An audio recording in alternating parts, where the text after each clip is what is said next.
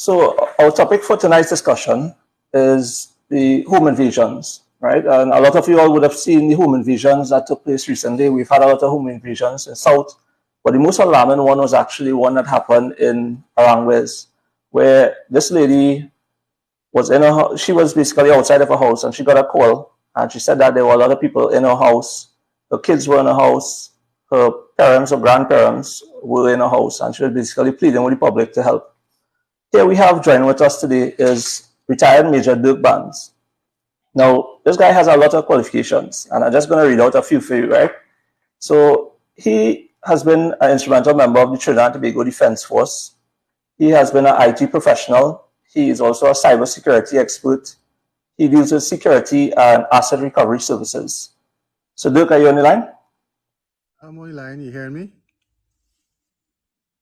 We are barely hearing you. You'll have to speak a little bit louder. All right, tell me, how you hear me now? Yeah, that's much better. Yeah, so Dirk, right. you would have seen that situation that took place recently, right? With home invasions, and it is creating a certain amount of fear in Trinidad and Tobago right now. Most of the citizens are sort of in panic mode, and this might be something that you would have been dealing with from a very early on part in your career. And you know, what kind of, before we dive down in the depth of it, right? What would you say is like some of the contributing factors that would lead to the situation that we have, where we have all these home invasions? The home invasions have always happened in Trinidad and Tobago. This is nothing new. I think what we saw happen recently with the home invasion in Millennium Trin City, where they got into a gated community, that put some of the media spotlight on it. Shortly after that, home invasion was the conversation. Now, I'm part of several neighborhood watch groups, and one of the guys who I speak with, on these matters would be Mr. Darren Carmichael from Crime Stoppers, and he's also part of a watch group. He has a company called C-Safe, I believe, that goes into communities and assists them with becoming more resilient against, transient crime. The common thing that you see among people who become victims of a home invasion is the lack of preparedness. That is a common thing. A lot of people are into a false sense of security that we exist in the 1980 Trinidad and Tobago. I mean, we live like that. And we started to move into having burglar proofing, and that was enough. Then some of us decided to have dogs. That was enough. And then came the alarm systems with response. Oh man, that was enough. And what you're seeing, what I'm saying here is, as the risk started to get, how can you say, like, riskier, as more threats started to show up onto the spectrum, more and more people employed, measures to deal with that new threat. The challenge that we have right now is that it has gone far beyond what one homeowner can do. So it is not a situation where you can look at your home and say, well, okay, I'm going to put up a large fence with electric wires, and I'm going to put up burglar proofing to my own house. I'm going to turn it into a fortress. I'm going to have dogs and alligators and snakes. You can't do any, even if you could do all of those things, it still would not stop the threat walking in with you when you have to take your child out of the car and walk through your front living room door. So now we have to start to look at communities getting together and coming up with the action plan, because at a community level, it provides a large deterrent. And we'll get more into that conversation as we go forward. I see Paul is on the line. Yeah. Yep, right. So let me just introduce Paul. So Paul has a very large amount of things to his name, and if we go to read out this tonight, we'll be here quite a while. But I'll just read out a couple. So he is involved in anti-terrorism. He's also a law enforcement and security professional. And I didn't even know they had this in Trinidad and Tobago, but Paul is a trained SWAT sniper. So Paul, how are you doing? I'm good tonight, man. Good to be on with you. And Dirk, thank you. Greetings. So Dirk, I just want to ask something, right? Since we're on the topic of home invasion, right? One of the things that anybody who's watching this right now, they would want to know, in the situation of a home invasion, what would be, let's say it's 3 o'clock in the morning and you're asleep, and you hear some noise coming from your house, or you hear something on the outside. What kind of advice you could give these people before we dive into the preventative measures and stuff? Well, the advice will be based on the preventive measures. I mean, if it is you are at the point where there is an event about to take place, by the time you hear it, realistically speaking, you are already on the back foot. They have gained access to that transient space between your fence line and your front door. You are hearing their actions because a thief is not going to come and rattle his keys or rattle a gate. He's moving silently like a ninja in the night. So by the time you sort of hear something, he is breaching a door, a window, your galvanized roof, some old piece of burglar proofing that you have, he's already past that. And if you don't have an action plan for inside of your home for you and your family, that's it. That event is now in their hands. So we will get to that, because part of what we have to appreciate is the psychology, the planning of these criminals.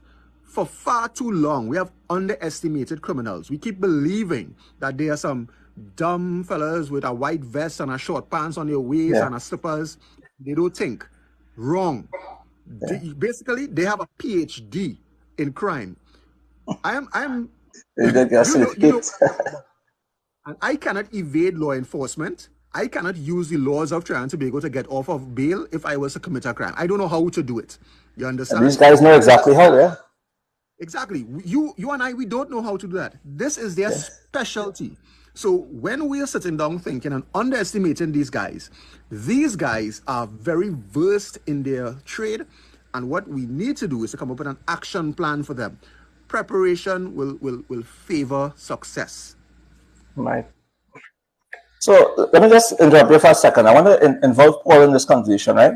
So Paul, you deal heavily in firearms and training people, is that correct? Firearms, lethal weapons, less than lethal weapons, any type of training that involves, let's just say, safety and security. Wow.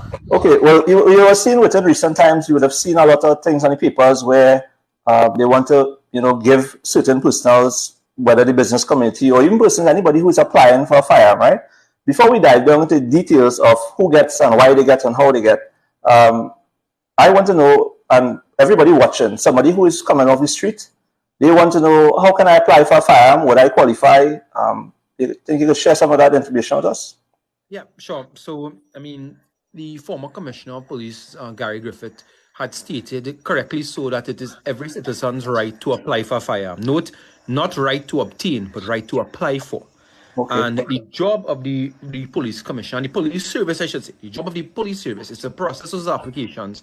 And if found that they are, I don't want to use the word deserving, but found that there's nothing really to stop them via the policy from obtaining, as in they have the legal age, they have no criminal record, they've done in the investigation, so on, then they have no issue of mental health, and so, which is done throughout the process where you have to get a psychometric evaluation, you have to get a medical, there's a lot of things. So once you cover all that criteria, you are supposed to be able to obtain that in a reasonable time for the TTPS. That is who is supposed to be able to obtain a firearm, obviously with as I said, certain restrictions in place. And anyone has a right to apply for it. However, what we've seen in years gone by is that the service has been very slow in terms of processing the applications, in terms of signing off on the applications, even completed ones. But I think I would stress that this is very important to me, for every law-abiding citizen to go ahead and apply. And it's not a guarantee of anything. However, I like to say that if you don't apply, you have nowhere to track your application. There's nothing you can do to say, well, I didn't get through with it, or it's taken however long if you didn't apply. So the first step is always applying. Yeah, there's a common myth, right? And a lot of people, you hear them say, especially people who don't know, like myself, they would say, well, you have to have a piece of land in order to get a firearm. Is that a myth, or is there any truth to that? You have to have any assets to get a firearm? I'll tell you where it came from, right? That really came from an old thing where I don't want to say the part of the procedure or part of the requirement, but there was an old thing that was done maybe decades ago, before I was even involved in the firearm industry and so on, whereby people used to say, all right, in any service, that you have to have land or you have to be transporting money. Yeah, exactly. No. So none of that is true whatsoever, because look at it, for example, of a retired law enforcement officer who is living on a pension, retired, right? What they get a firearm, and they've gotten before in decades gone by. And did they have any land? Not necessarily. Did they have a business? Not really. So it comes down to legally more a matter of, why would the police deny you if you are fit and able to carry it and you have no record, Your investigation is good. There's more of what does not qualify you for the firearm than what qualifies you, if you get what I'm saying. So those things are really kind of myths. They were used before to assess in terms of a threat level. They would try to do a threat assessment. The issue with the threat assessment being blocked it, and why it is a good thing that it was not done in a I shouldn't say it wasn't done, but I should say that the threat assessment took on a more national view of this is the state of the country, this person is law abiding, the investigations are clear, the person's neighbors were interviewed, or family, or whatever the case may be. What happens is that if you have let's just say you have a business or so, it may now increase the probability that your stuff will be pulled up quicker because the threat assessment is that you're in more danger than someone else. However, that is not a criteria for obtaining a legal But who determines this threat assessment? Is this the Commissioner of Police determines this? Is this a special body? Like how? In other words, I'm a civilian. I'm somebody off the street, and I'm trying to apply for a firearm, and there's some businessman, let's say, with a lot of money, and he wants to apply for a firearm. Is there any difference in terms of who application, there's a gets processed in order? Sure, because that's exactly what I'm asking. Yeah. So for past and current commissioners, right, there's a myth that is through our society that the commissioner sits down and looks at each application and looks at every part of every application and goes through everything. The commissioner's office, the commissioner signs off on the firearm licenses in the country. However, the commissioner's job is based on your recommendations to sign or to deny, not to dig up in the whole investigative file and go through everything, because that could be a job for multiple people by itself every single day to go through those type of things. So what happens is that the TTPS itself, through the firearm department, through the divisional police stations, and through the divisional CID, criminal investigative departments, they each have a role to play. They each go through a process.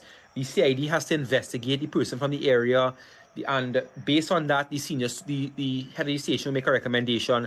The senior super will take that recommendation, make their recommendation. It will go back to the firearm department. The firearm department will review it, make their recommendation, go up to the firearm clerk in the COP's office. The clerk will make sure that all the parts of the file are in proper order, the minute sheet is there, that everything has been done. So by the time it comes to the commissioner has that, everyone has signed off that their portion has been completed, it has been checked over, and a recommendation is given at the end of the day, and the commissioner is to see, is this recommended yes or no, and the commissioner is supposed to sign based on the recommendation. That's how the system really ideal.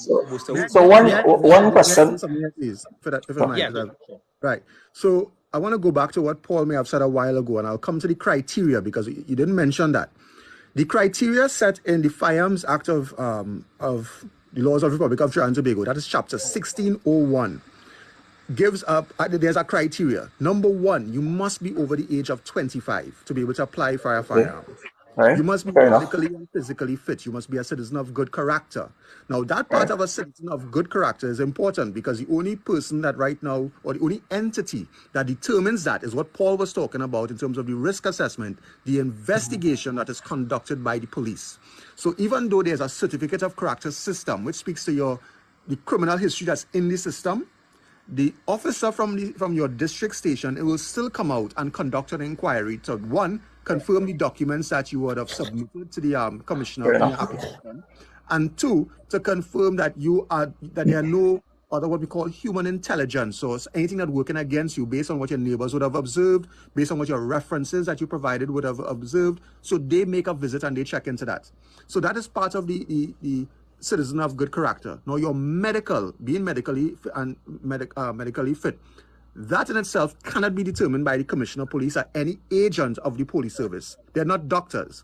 So you are required to go to a doctor who would go through your testing to determine that you're medically fit.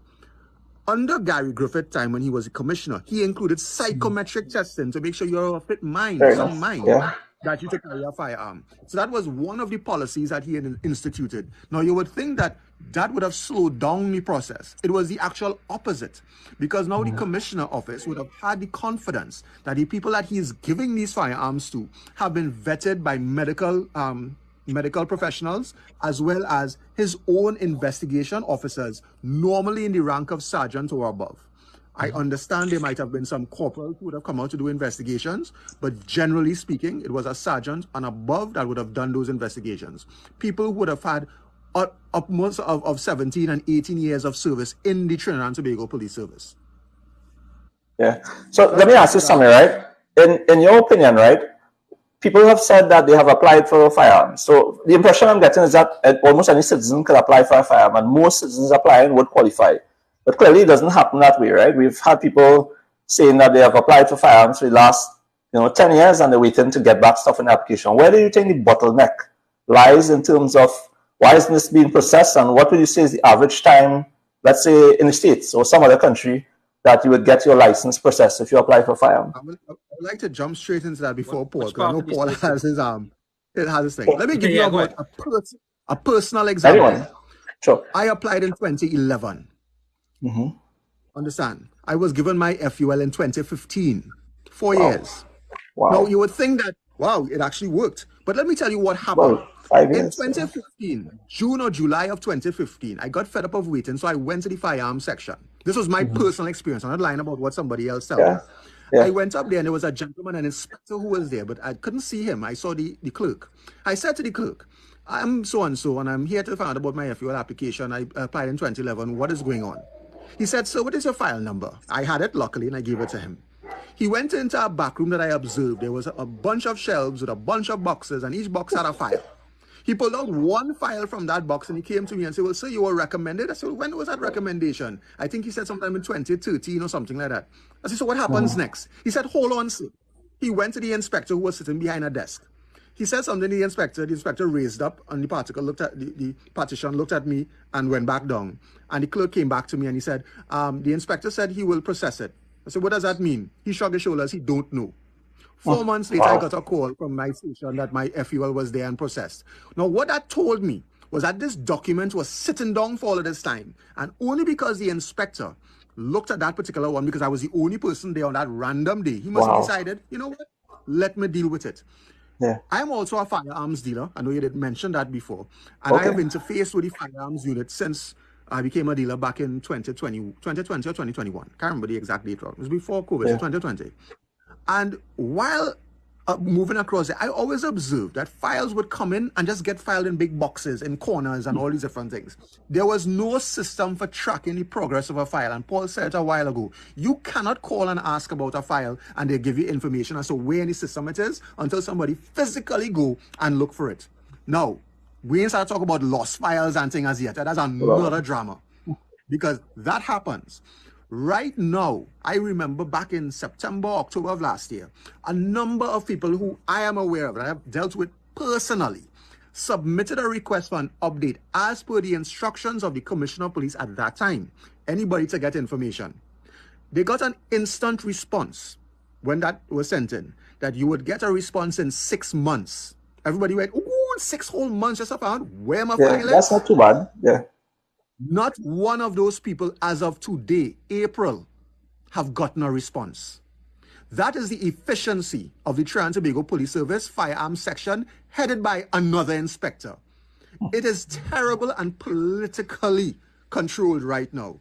And the current commissioner cannot give me any other information or suggest otherwise based on my observation. So would you say that if this was digitalized, that the tracking of applications would be much quicker, that we will get it in a sooner time frame? Because you're saying you waited like 5 years. If your life is under threat as a businessman or a law-abiding citizen, and from the discussion, almost anybody could apply. Not everybody would get, but we came to the conclusion that almost everybody fits the criteria to apply for a firearm. Would you say that if they digitalize this entire system, that it would be fast-tracked such that that is where the bottleneck lies?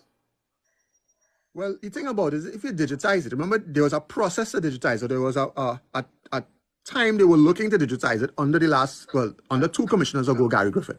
So the process that started, the first thing was to get all of the original data that was there entered into a system. That was being done. I don't know if it was completed because I'm not really part of the section, but I know that was being done. They then went to have a card, so that this card would also have one of the firearms that you're supposed to have. So your book itself could have been kept in a safe and not sitting long in your pocket, or could get wet, or could get lost, or anything like that. That came into being, and then guess what? When the commissioner left, Gary Griffith, they stopped the card and said the card is no longer valid. All right, maybe they were correct because the law hadn't put it into place. What is interesting is that card has now been put into law, and we are waiting for the president to sign off on it, which she has not done up to now, to say, well, okay, that card is now in the system. So there are so many things that we can do to move ourselves into the current time and current technology, but there's an apprehension of doing so.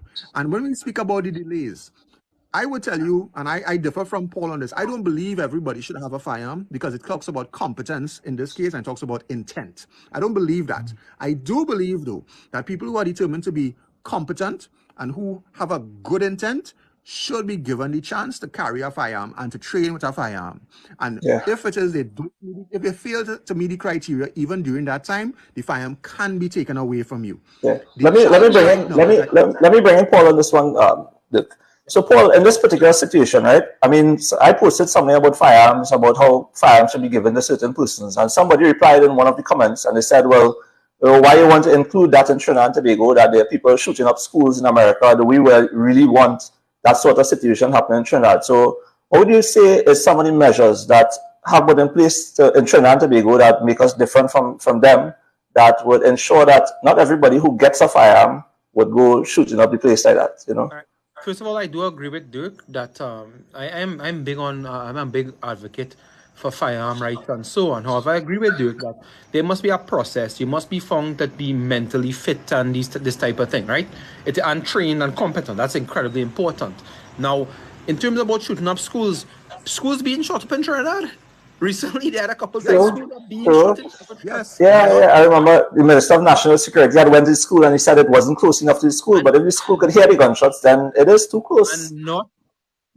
And not by any legal firearms. You see, the thing about it is that in the US, there are a lot of legal firearms that are used now, or legally purchased firearms that tend to be used for illegal purposes, such as those type of things. But that is a matter of volume and the sheer volume of those type of weapons that are in people's hands indiscriminately across the US, most of the US anyway.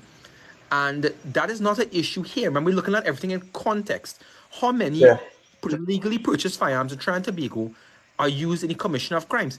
Practically none. The odd one every, I don't know how long, and when I say, I don't know how often that actually happens, but you never hear of it because it's something that is not in the context of Trinidad and Tobago. The context of the US is entirely different, where somebody gets access to weapons and ammunition and so from their parents or that, and somebody mentally disturbed goes and, as I said, shoots up a school and these type of things. But that is a matter, one, of volume, and two, in terms of regulations. Now, I would put regulations in terms of ammunition. What people may not know is that, unlike in the US, now in the US, depending on the state, there are restrictions and there are checks and so, but however, US citizens have a right to it, and it's just a matter of a small delay before they get it in their hands. However, in the US, most parts of the US anyway, ammunition is not regulated. You could go into a Bass Pro shop and you could load your entire cart with 100,000 rounds of ammunition, purchase it with a credit card and your Gatorade and your whatever, and exit. Correct. Not now in Trinidad and Tobago, what the public may not know is that if you get licensed a certain amount of rounds, right now it's 50 rounds per weapon, and that is your purchase limit to carry and to keep on your person or at home for the year. So if people who change, which I recommend people changing their carry rounds yearly to make sure that they have rounds that are functioning properly and so on and not degrading, is that when you go now, the dealer, and Dirk will tell you as a dealer, when you go by a dealer, the dealer has to pull out your FUL.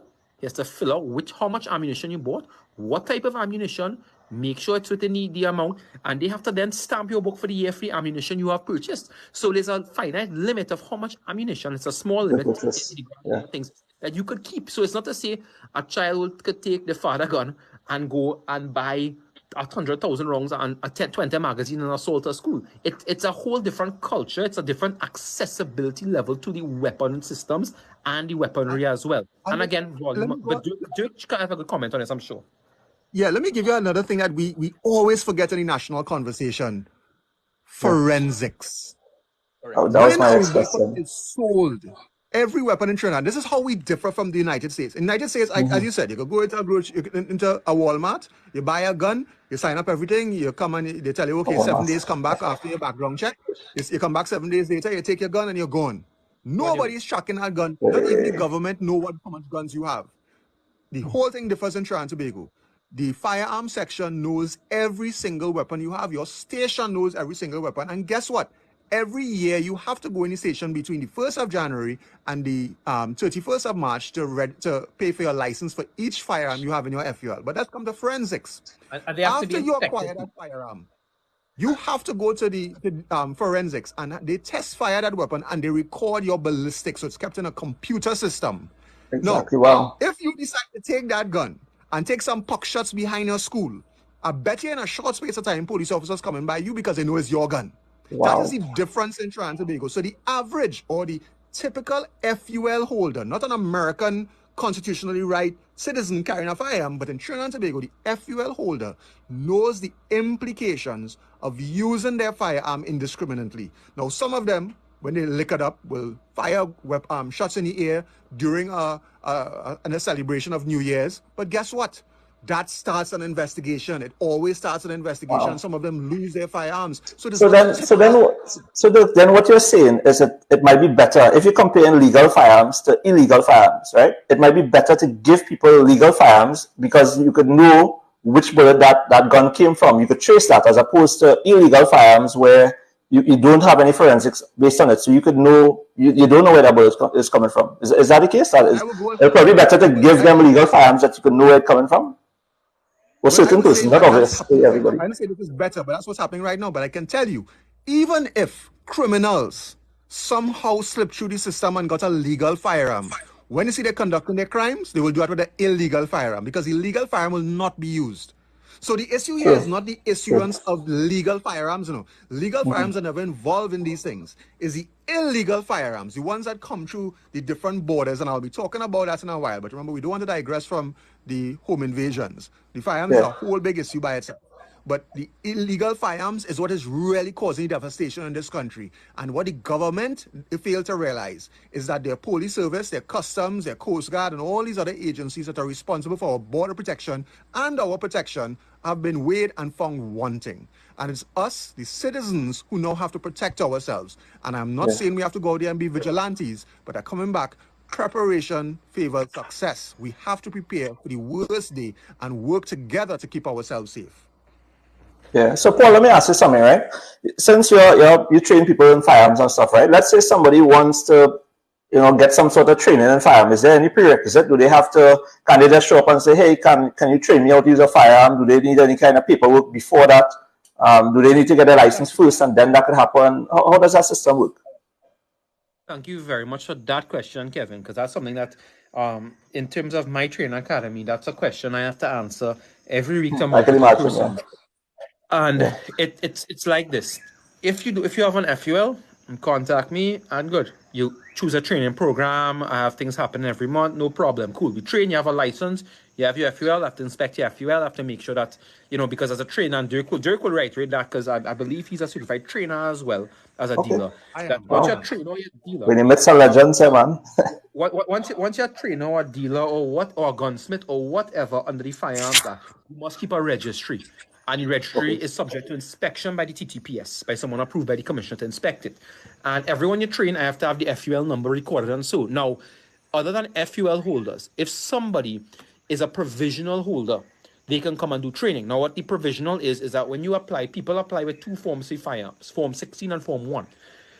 In making that application, Form 1 is your application for an FUL. Now, according to the laws of Trinidad and Tobago, unless you're an exempt person, there's a long list of exemption. Unless you're an exempt person from holding a firearm legally, from discharging a firearm, unless you're exempt from it, you need written permission from the commissioner. The Form 16 is you asking the commissioner for permission now to use the firearm for the purpose of training, and it has a 2-month expiration date, the provisional permits now.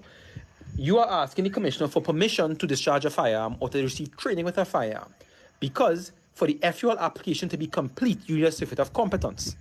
So in doing the certificate of competence now, if you show me that you have a provisional, I take a copy of the provisional, I take the provisional number, make sure it has not expired as yet, and then you could receive training from me and be certified and so to then obtain your FUL afterwards. So you have to be either a permit holder or license holder, or you fall on the exemptions and you have your service weapon or you have whatever weapon is provided by your agency, no problem. But you have to have some sort of licensing or some sort of permit to do it legally. Somebody without licensing or without a permit cannot receive that training normally. Or legally. how long does it take to get a provisional permit? Let's say you send in all the paperwork and stuff. Well, here's the thing. I'm not going to go out of time span, but I'll put it this way, and this is what is mind-boggling when it comes to the delayed issue in the FUL. When you have the provisional permit, you have done 90-something% of the process to obtain. Actually, you have done everything except receiving a certificate of competence in order to obtain the firearm license, because that provisional permit is done after you have gone through all the investigations and you have gone through every part of the process. When the commissioner signs a provisional permit, you have already been investigated, you have already had your medical, your psychometric, everything has gone in. All you require now is to get the certificate of competence to go back in 2 months and then submit it into the firearm department for the commissioner to put a signature on your file. And well, when Commissioner Griffith was there, he did include an extra check right before, which was good to make sure you weren't charged with any criminal offense between the period of obtaining that permit and being issued the license. Okay. I want to add in. Before I go on, with that process, the process was originally intended to, a person would apply for a provisional permit first. An investigation would have done, you would have done certificate of character and all of these different things. And when you did that and you got your provisional permit, you trained for 2 months. After you got your provisional permit, then you applied for the FUL if you want to go that far. Now, when you applied for the FUL, they still have to go and do a new investigation because that's a different file. Along the way, the police got smart and they said, but that ain't making sense. That's just wasting time. We took much of manpower. So let me do the both of them together. Not to mention, they didn't want to be in a situation where you're training somebody to use a firearm, and then when it's time the person apply, you realize that the person had some other intents. So you want to kind of amalgamate everything and do the investigation before you give them the FUL. Then what happened when Commissioner Griffith was there? The process got streamlined. So it went through a process, and the stations were given an instruction to send the file back in a certain amount of time. The reason why that was done, because there was a complaint that after people during the investigation period, officers were saying, well, the only way you're getting a thing here, you gotta pass something. That was happening at that level, right? Yeah. So they got rid of that problem. Then you started to see some other issues starting to pop up. But really and truly, the whole process that I have seen at the most efficient was when it took about 5 months from your application to you purchasing your firearm. I saw that consistently with some people. But then came Mr. Jacob and now Miss Christopher. And it has gone from what could be 5 months to never. So the current situation for reading the papers is that no one is currently getting their permits signed off for firearm license. Is there a hold on the permits for firearms? So what is the situation with that right now? Well, the most recent comment you're going to get from the firearm section, well, we just moved from St. Clair to Port of Spain, first floor, and the files move and we're in disarray. That'll be the most recent excuse. The excuse just before that, well, the commissioner of police now changed, so we have to give us some time in the chair. And before that, well, we're doing an investigation and we have an audit going on and all these different things. It's always an excuse. So we're waiting to see what the new list of excuses, but it's not just firearms, Imagine you have a situation where the commissioner of police is not even signing for people to bring in bulletproof vests to outfit their security companies and to sell to citizens who need to buy it. They're not even doing that, but they're favoring particular dealers to do that with. That's another conversation. Wow. So, I mean, even if they don't want to give us firearms, right? I think I speak for behalf of a lot of the citizens in Trinidad and Tobago. Even if you don't want to give the average citizen a firearm license, or you do the correct checks and whatever, but they reach the last step and they don't want to give them administered license. Do you think that there are alternatives other than things like pepper spray? That they could use? Any other alternatives that you might suggest, or what is your take on the pepper spray situation? Because I remember now they're saying it's illegal to bring in pepper spray. I mean, it's not illegal to kill somebody apparently, because they're okay with the murders going up to 600 plus. But they want to come down on anybody who wants to bring in a bottle of pepper spray to defend themselves. What is your take on that? But once we move there, you have to kind of close off on this point with the Firearms Appeal Board. It is the responsibility of the Commissioner of Police to give people an answer within a reasonable time. This is where the commissioners in the past have been, and the current one, have been negligent in their duties. You cannot have a citizen applying because it is their right to apply. It is also the right of every citizen to be treated impartially and without bias by every member of the public service who's holding a public office. That is in the Constitution. So the commissioner, by Constitution, is supposed to give you an answer, whether the answer is yes or no, but they don't do it. Because if they don't do it and they're being biased, your next step with a decision, whether yay or nay, well, most of the times it could be nay, is to go to the Firearms Appeal Board, which is now constituted. The Firearms Appeal Board is a little bit more surgical and logical in their thinking because they look at criteria, they look at application, and they can then say to the commissioner, hey, you made a mistake here. This person is supposed to be awarded. And it has happened with some people. That is why the commissioner's tactic is, if I don't answer, you can't go to the Firearms Appeal Board.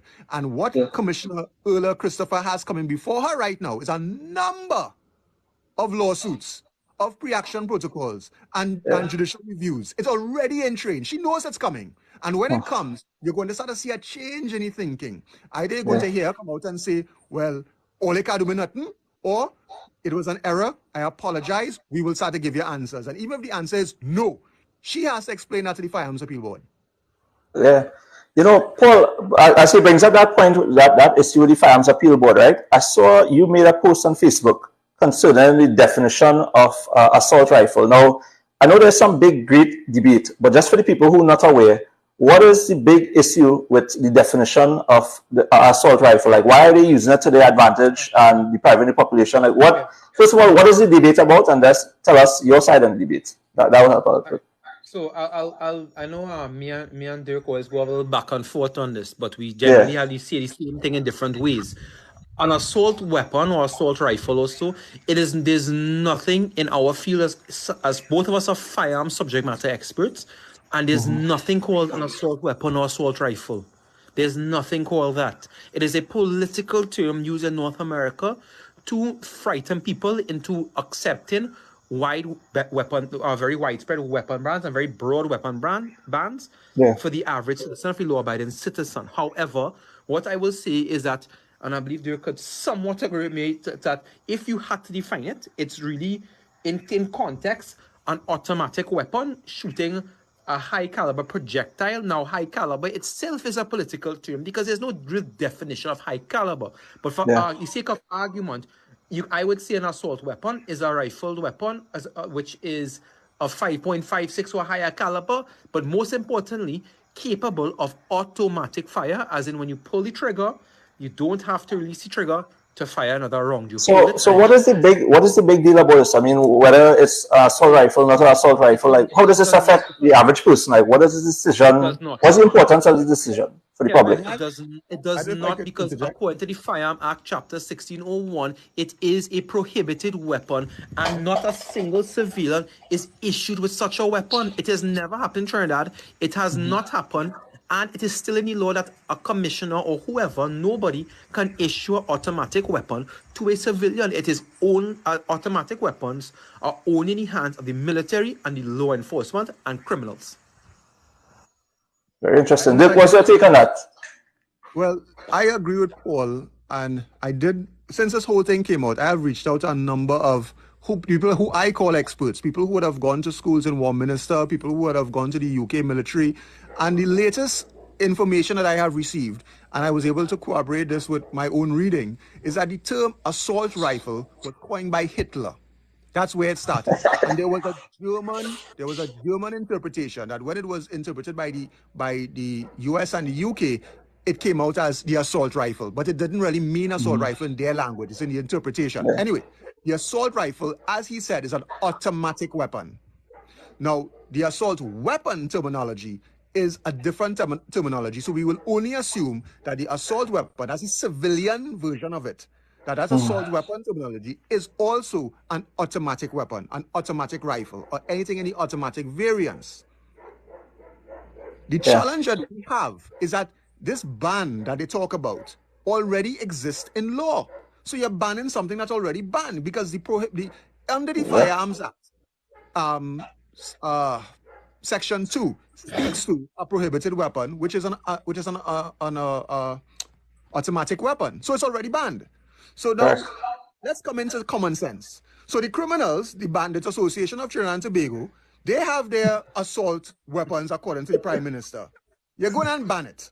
All of them probably watching each other in the conference room and saying, but wait, we have to go on Capri Things and drop it in a river because it's no ban. No. These fellas have already been using illegal weapons. Putting a ban means it's going to stay illegal and they're going to continue to use it. However, what they are trying to do, and I don't want to be disingenuous or misleading, under the Commissioner Griffith, everybody used, not everybody, but there are citizens who looked at the law and they brought in weapons based on what the law allowed, which was new to Trinidad and Tobago. We did not realize that the technology had changed like that, because when the laws were written, the only thing available on the market was semi-automatic revolvers and shotguns.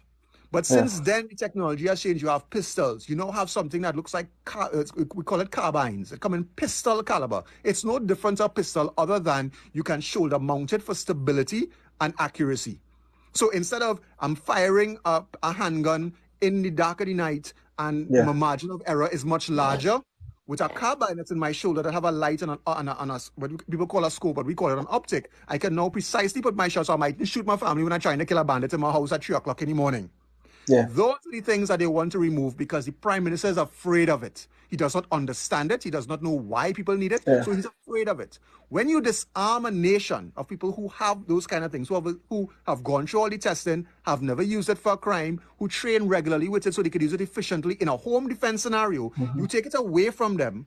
What is taking place with the criminal who have similar items or even better? Nothing. Yeah, we talk about, he also mentioned that before you go on, let me wrap up with this. They mentioned about they want to go to the United States and tell the United States, well, hey, you need to do more to stop exporting firearms into Trinidad and Tobago. Let me tell Trinidad and Tobago what really happens. The United States have the home security investigation. They look at all cargo or most of the cargo leaving to come to nations like ours. A real story was they found cargo and they sent that information to the high officials in our law enforcement, telling them, hey, there's some cargo coming here to Trinidad and Tobago with firearm parts inside of it. Our law enforcement somehow, because we have WikiLeaks, somewhere along the line, they informed the recipient, hey, they're watching this thing, so don't come for it. It sat down there for months. Now, we all have some point in time gotten that letter when we brought in something with WebSource or something that you have to go to the bond to go and collect and you had to pay rent. Nobody leaving firearms in any bond with rent. That ain't happening. So they were tipped off. What is interesting is that the customs clerk who was part of the recipient, that whole thing, he was arrested. He became a key witness and was providing information to the police. Let me tell you what happened to him. He died in Price Smart, murdered one day. Somebody sent him out within law enforcement. So while our government is telling the United States, you need to do more, we're doing nothing and killing witnesses who can help stop the process. That is our current situation. That is very disturbing. And my take on that, Dirk, is when they came up with this, they spent 2 days to come up with the idea of writing a letter to the United States to tell them, well, we don't want you exporting guns, right? My take on that is a little bit different. If you have, for every action, there's an equal and opposite reaction.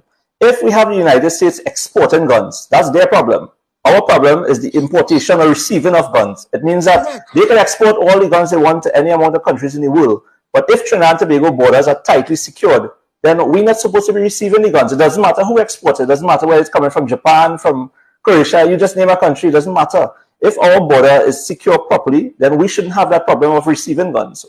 And I would want to add to this, because a lot of people are saying this inside of here. Guns do not come from Venezuela. Let me say that again so you hear it. Yeah. Guns do not come from Venezuela. That's old days. That's surplus of the AK-47s and all them kind of thing. Nobody bringing that. It's too expensive. You can't even find ammunition for those weapons. Why would a weapon manufactured in the United States, bought in the United States, broken down into pieces and barrels, be sent to Panama, then sent to Venezuela, to come to Trinidad and Tobago on some ship that is going to be looked in scanned in some port, when you could easily break it down in barrels and send it on one week trip from Miami to Trinidad, and it coming with so much cargo, not a little bit of cargo from Venezuela, if it does come from Venezuela, but so much cargo that's get camouflage. The guns that are being traced are coming from the United States. They're not coming from South America. So everybody who's still living with the border situation and they keep thinking that somewhere down south these things are coming across on a pirogue, you are incorrect. We're dealing with AR-15s, we're dealing with weapons, Smith & Wesson, Glock. All of these weapons are coming from the United States. That's the influx that we're seeing right now. So please stop operating with data and challenge your government to do something about these scanners that are inoperable, that's supposed to be working, and start to arrest some customs officers. Not one has been arrested and brought before the courts, but we have guns here. Yeah, correct. And this was actually, we were hoping to have Commander Daniel online tonight. And this was one of the questions I had for him, because he would have been an instrumental Coast Guard. He had some, he helped them in Somalia with all the pirates and that kind of thing that they were having. In terms of our, immigrants coming from countries, not just Venezuela, but other countries around the area, we have a huge border protection, a border problem that's going on in Trinidad and Tobago. And the myth, or should I say what most people were concerned with, was that the guns were coming from Venezuela. So I'm glad you cleared that up for us. I wanted to add this with the pepper spray before I move back to the situation with home invasion, right? Why are they so, what is the big deal? Now, I know from a medical perspective, I can speak that, the pepper spray will do temporary/permanent damage to your eyes, right? But, I mean, it's some form of protection. Right now, citizens have nothing, absolutely nothing to protect themselves. Apart from pepper spray and tasers, which as far as I know, is illegal. Tasers are illegal as well. Are there anything else that you could suggest to citizens that they could use to help themselves in a situation? Before Paul answers, I'm not going to take up much of his time. Pepper spray is legal. The law was passed. The challenge with it right now, yes, the challenge that they have right now is that your commissioners have not been signing imports for anybody to bring it. That is it. So the government said, we did what we have to do. But they whispered to the commissioner, said, don't sign nothing. We don't want nobody to have no pepper spray. It had to be that because it's not being signed. Wow. Paul, you want to comment on that? Yeah, so I actually started the application for a pepper spray just to see what the application process would have been like and the time and so. And I found a very tedious system. Yes, it's online. It's very tedious online with the forms, but it's cool. It's not bad, honestly. However, after filling out, I was like, okay, cool. It's automated. I filled it out. I've gotten I put in my picture of a particular pixel size and a particular this and particular that, my IDs, everything. Then I get a notice that I still have to go to the station with a printout on legal size paper, pay for it in the station, get a receipt, go back in the system and again, very, very good system in theory. Practically, it's difficult. Now, as Dirk said, if nothing has been signed to import, it's just lip service we're getting. Now they talk about pepper spray causing temporary permanent damage. Solar cutlass or a cricket bat to the head, right? True. Very true. Right? So in terms of that, the pepper spray has to be understood in that some are more powerful than others. Some are bigger and better for home defense. There's a lot of intricacies. It's not just spray, and also too, it's not just spray and they stop. You have to know how to use it properly. You have to know if it's a gel type or if it's a foam. There's a lot of different types of pepper sprays, different effective ranges. You have to be able to actually see what's coming in, deploy the pepper spray at the attacker and defend yourself. And any day, if it doesn't go in their eye, it doesn't go on their face and burn them properly, and they can still shoot you, they can still attack you. So to me, whether you're using pepper spray, you're using your hand, you're using a stick, whatever it is, to me, it all boils down to having proper training, which starts with awareness. Then you have to have tools, as in whether it's pepper spray, a taser, a bat, or whatever. You have to then be able to apply the tools that you have on your person. Otherwise, it is almost useless. And I like to tell people the same thing with a firearm. It is a sword, not a shield. It's not a magic wand. It's not a magic barrier to protect you. You need to be trained to use that weapon or that device or that tool to its maximum efficiency in the scenarios that may present itself. So just to be clear on this, right? Pepper sprays are legal, but however, you can't get an importation license for them. Meaning, if somebody was able to get one, let's say in a suitcase, and they were able to have it in Trinidad, that they can't be charged for it. Am I correct? Well, if you got it in the Trinidad and you have it, and you have a license to carry, as Paul was talking about, then you're good. You don't pass the point of getting catch. But if is it that they import one and you get in trouble? That is something different. Is it that they are blocking the license with?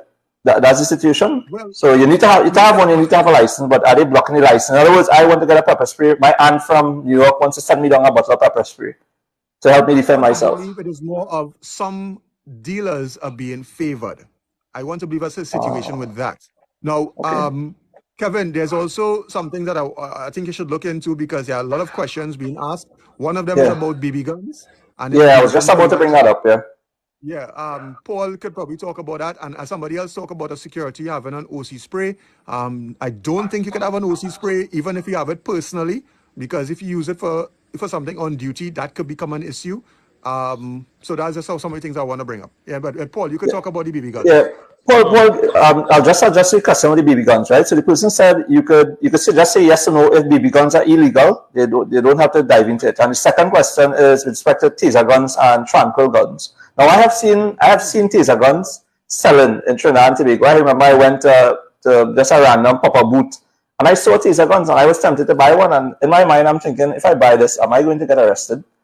So what's the take with that? All right, so quickly, BB guns are not legal unless you buy them in the 177 caliber, which you have to obtain an air rifle permit for. You have a permit, you could buy 1.177 BB gun. If you'd like smoothbore only, cannot have a rifle barrel. Most BB guns are that. However, airsoft guns are 6mm. So technically, according to the laws of Trinidad and Tobago, Firearm Act 1601, because of the caliber size of a 6mm airsoft gun, it will be deemed a firearm. So be very careful to purchase one. In terms of the OT sprays, Dirk is 100% correct. A security officer cannot use an OT spray. It is not in legislation as a tool of that. Also, to go on the idea of tasers and so on, no, it is not legal to purchase a taser gun. You can get in a lot of trouble. Tranquilizer guns, let me just dispel this myth because people like movies too much. Yeah, please, yeah. Tranquilizer gun does not instantly drowsy and down a person. That is a myth. They will probably beat you into a pulp or kill you before that tranquilizer sets in. That's one aspect of it. Also, too, it is a projectile that is above a 177 caliber. It will be considered and deemed a firearm. Yeah. So there are other questions that have been asked, and someone asked if you could pause to answer a couple of questions, but we'll take a couple of questions coming out here, and as long as you guys have time, and I know we're running out of time. You guys are clearly in high demand tonight. What do we have here? Right. So Dirk, let me just close off with the home invasions, and then we'll take some questions from anybody who wants to ask questions, right? So in terms of the scenario with the home invasion, we discussed a little bit about if somebody comes into your house, things that you could do. It's more based on preventative, right? But what are some of the preventative measures you could take to prevent or deter something like that happening? Well, let me start with that. And to answer that question, or to lead you into your own evaluation and everybody else who's listening to their own evaluation, first let's understand what is happening from the offender's point of view. So I am the bandit. I look at this, I'm speaking now from my military experience. If I'm the bandit, I'm looking at the area that I want to hit, this particular house. I am looking at what, the standard of living of these people, what may be my potential takeaways, what I'm able to run away with. I might have followed the person from the mall, see how they spend groceries, and that's how I found them at that home. Or I might have been driving through the area and realized this is an area I want to hit because I've hit a couple houses here before, and I got away with it. So it's all about the loot. Once you select a particular house and you select a particular target, you don't have to work out the time that you're going to hit them. So either you're going to come in there while they're asleep, or you're going to come in when they're now opening or closing or leaving or coming. You have to figure out what was the best time to get inside there. And each one of them have a different tactic that you're going to employ. So you know what you'll need to do? You need to provide some surveillance. That surveillance has to be based on, and this is a very important word, routine of the victim, all right, of your particular target. This is the psychology. When you go through the selection mode and then you go through into your planning of your execution, you now have to look at what do I need to overcome to get there? Is it a short run to the front door? What kind of locks do they have? Do they have cameras? Is there an alarm system, a dog? Do they have locks on their gates? All of these things are things that I'm going to look at because it's going to help me develop my plan. If I recognize the place is heavily fortified, the best time to get inside of there is when that person is coming home. And if I recognize that they are coming home with husband, wife, a brother, or a family, and it's 3 or 4 of them, or any point in time, you know what I'm going to do? In my planning, I am coming with 6 or 7 of my partners. So you see, the planning process is important for the bandits. It's not random. Once they work that plan, Some of them will practice, but some of them will know exactly how they're going to do it. And it's all about, in the military, we call it Blitzkrieg. It's all about speed, accuracy, and making sure you could show power.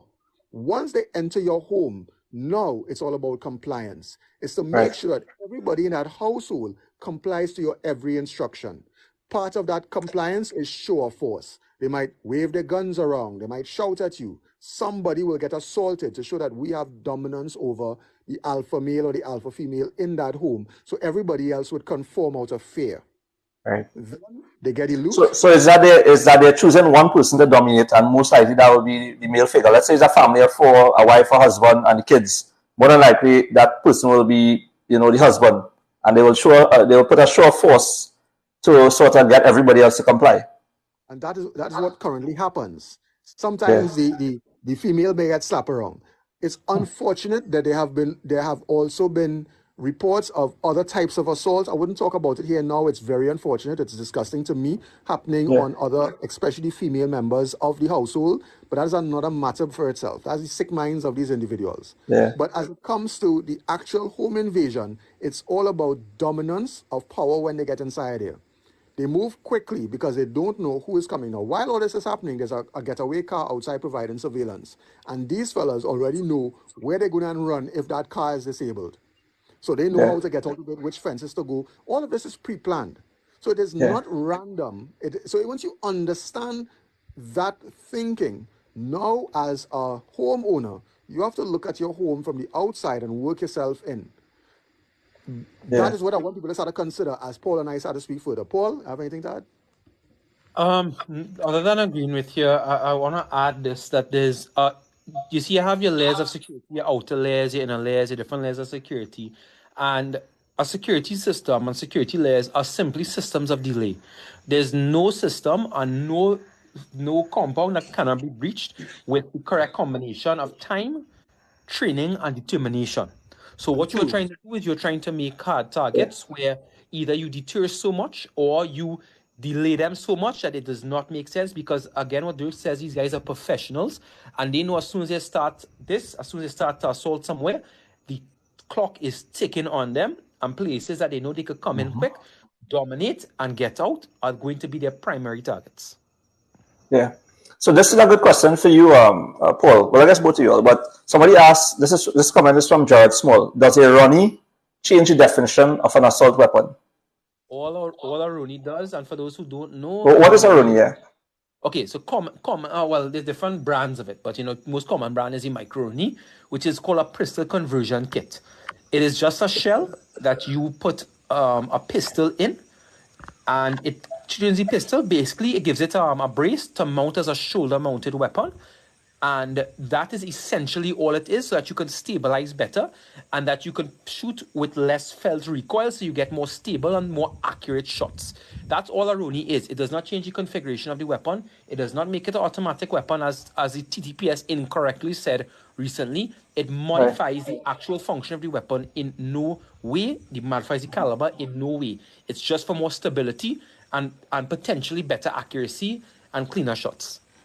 Right. So just to answer this question, does it or does it not contribute to the definition of an assault weapon? It does not in any manner or form. Okay. Next interesting comment. Question really. What about the bows and arrows, slingshots and crossbows? What is the situation with that in terms of legality, bringing them in, buying them in Trinidad? I would love to comment on this. First of all, crossbows are not legal to bring in at this moment, right? They're not allowed to bring in right now. The weapons such as a bow and arrow, again, I don't want people to be watching too much of movies and feel this Legolas and they could go and shoot somebody. If somebody comes in and I know people, and honestly, I feel sympathy in that. I know you guys are just desperate to defend yourselves. We are desperate in this country. We have reached that stage where we're incredibly desperate. You are not going to be able to fire off a bow and arrow before someone starts to shoot you. That is a reality. In terms of swords or so, someone's comment about sword. Listen, honest to God talk, inside of your house, if somebody comes and tries to enact lethal force on you or your loved ones, you can respond with lethal force. In that scenario, I would suggest for people in homes to know where their choke points are, and even something like a cutlass and these things can be effective in the choke points.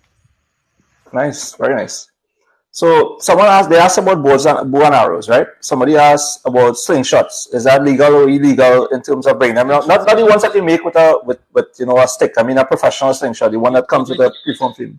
Yeah, and you're going to hit somebody with that and piss them off, and they're going to shoot you or chop you. It's again, I look at practicality when it comes to these things. I mean, that's why I'd say if somebody is coming to you with a firearm on a lethal threat, and you have a choke point and you have a cutlass, you can hit them a chop with the cutlass in fear of your life and life of your loved ones, very much legally. Yeah, and the other part of that question was fish guns. So fish guns, you would see it in certain sports stores in Trinidad and Tobago. In terms of defense, do you think that could be used as a line of defense? It's really going to come down to, was your life, were you under reasonable assumption that your life or the life of your loved ones was under threat? If so, you can use it to defend yourself by those means. You can defend your life with whatever means available to you if your life is under threat, because that's considered the most serious and severe of circumstances. If you hit someone with a fish gun, it's going to be quite devastating, to say the least. However, I will point out to people that as a weapons expert, I'll tell you something. A blade at a close range is more effective than a gun at a close range. Correct. Very, very correct. Wow. And that's why he spoke about an interesting perspective. That's why he spoke about the choke points, because if you have somebody coming through a door frame and they don't see you on the other side, and you could get some, as I say, choke into that person, you could bring sufficient bleeding to put that person into shock. But more importantly, as they talk about these bow and arrows, this is assuming that is one home intruder. You would have 7 people, and there's nobody, unless you're magical, that you'll be able to get bows moving towards 7 people who may or may not be carrying firearms, and who's at least 1 or 2 of them already have on bulletproof vests. Because in every single situation now where police find gun, there's a bulletproof vest somewhere close by. Usually marked police. Wow. Using it. And just to reiterate, bulletproof vests are also illegal to have in your possession. Is that correct? Incorrect. Not correct. Okay. Anybody in Trinidad and Tobago, any citizen, even a criminal, unfortunately, can have a bulletproof vest, with one exception. Any member of a gang who is found with a bulletproof vest is committing an offense. So the threshold for being in a gang has to exist, and him having that bulletproof vest now makes that an offense. But anybody could buy a bulletproof vest. I've had this discussion and argument with police on many occasions, and every time I tell them, go and show me the law, they can't find it. The only other thing that governs bulletproof vests is the importation. As part of a regulation, even though we can import it under the Customs Act, the Customs Commissioner and the Police Commissioner, the Customs Controller, have an agreement that they will only allow bulletproof vest cargo to be imported once the recipient or the consignee has a permission letter from the Commissioner. I have applied for such things in the nature of my business as a dealer and a seller, and I have not been able to get any, because the Commissioner, again, this whole thing is political. Yeah, wow. Well, I was always of the impression that having a bulletproof vest was something illegal, but so there are places in Trinidad that you could go and buy a bulletproof vest. Is that correct?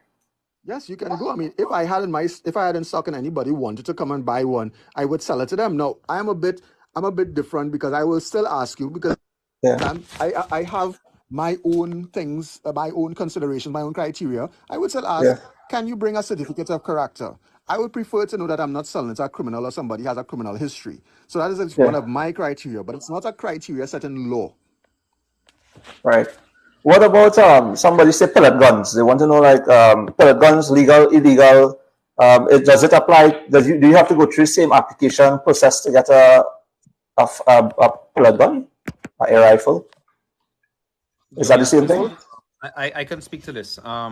So no, an air rifle, a 177 rifle of smoothbore configuration, which is really only available in Trinidad because everywhere else has rifle barrels. To get a 177 air rifle or air smoothbore, as you should say, really, it is more like an air musket technically. But anyway, to get that, you just go to the police who has certificate of character. They give you a form, you sign up the form, you attach a certificate of character to the form, you hand it back to them, you come back in 6 weeks or 2 months, and you receive a license once you don't have a criminal record and you are over the age of 18 years old. And then that will say, gives you permission to purchase and keep 1.177 smoothbore. You go by a dealer, you purchase one, you keep it at home, and that is about it. Very interesting. So next question. Let's say this person asked, this is from Dinesh, and he said, if you kill an intruder with your gun, what happens straight after that? I will speak to that. Yeah, go ahead. Yeah. Unfortunately, in Trinidad and Tobago, we have the situation with forensics where they have a huge backlog. Now, if you kill an intruder with your gun, that is considered a homicide. The question is whether it's a justifiable or non-justifiable homicide. So an investigation must happen. So you can't fault the police for coming and saying intruder, and we have to take your gun, we have to take statements and warn you of that you could be charged and that kind of thing. Because let me give you an example of how this is not automatic.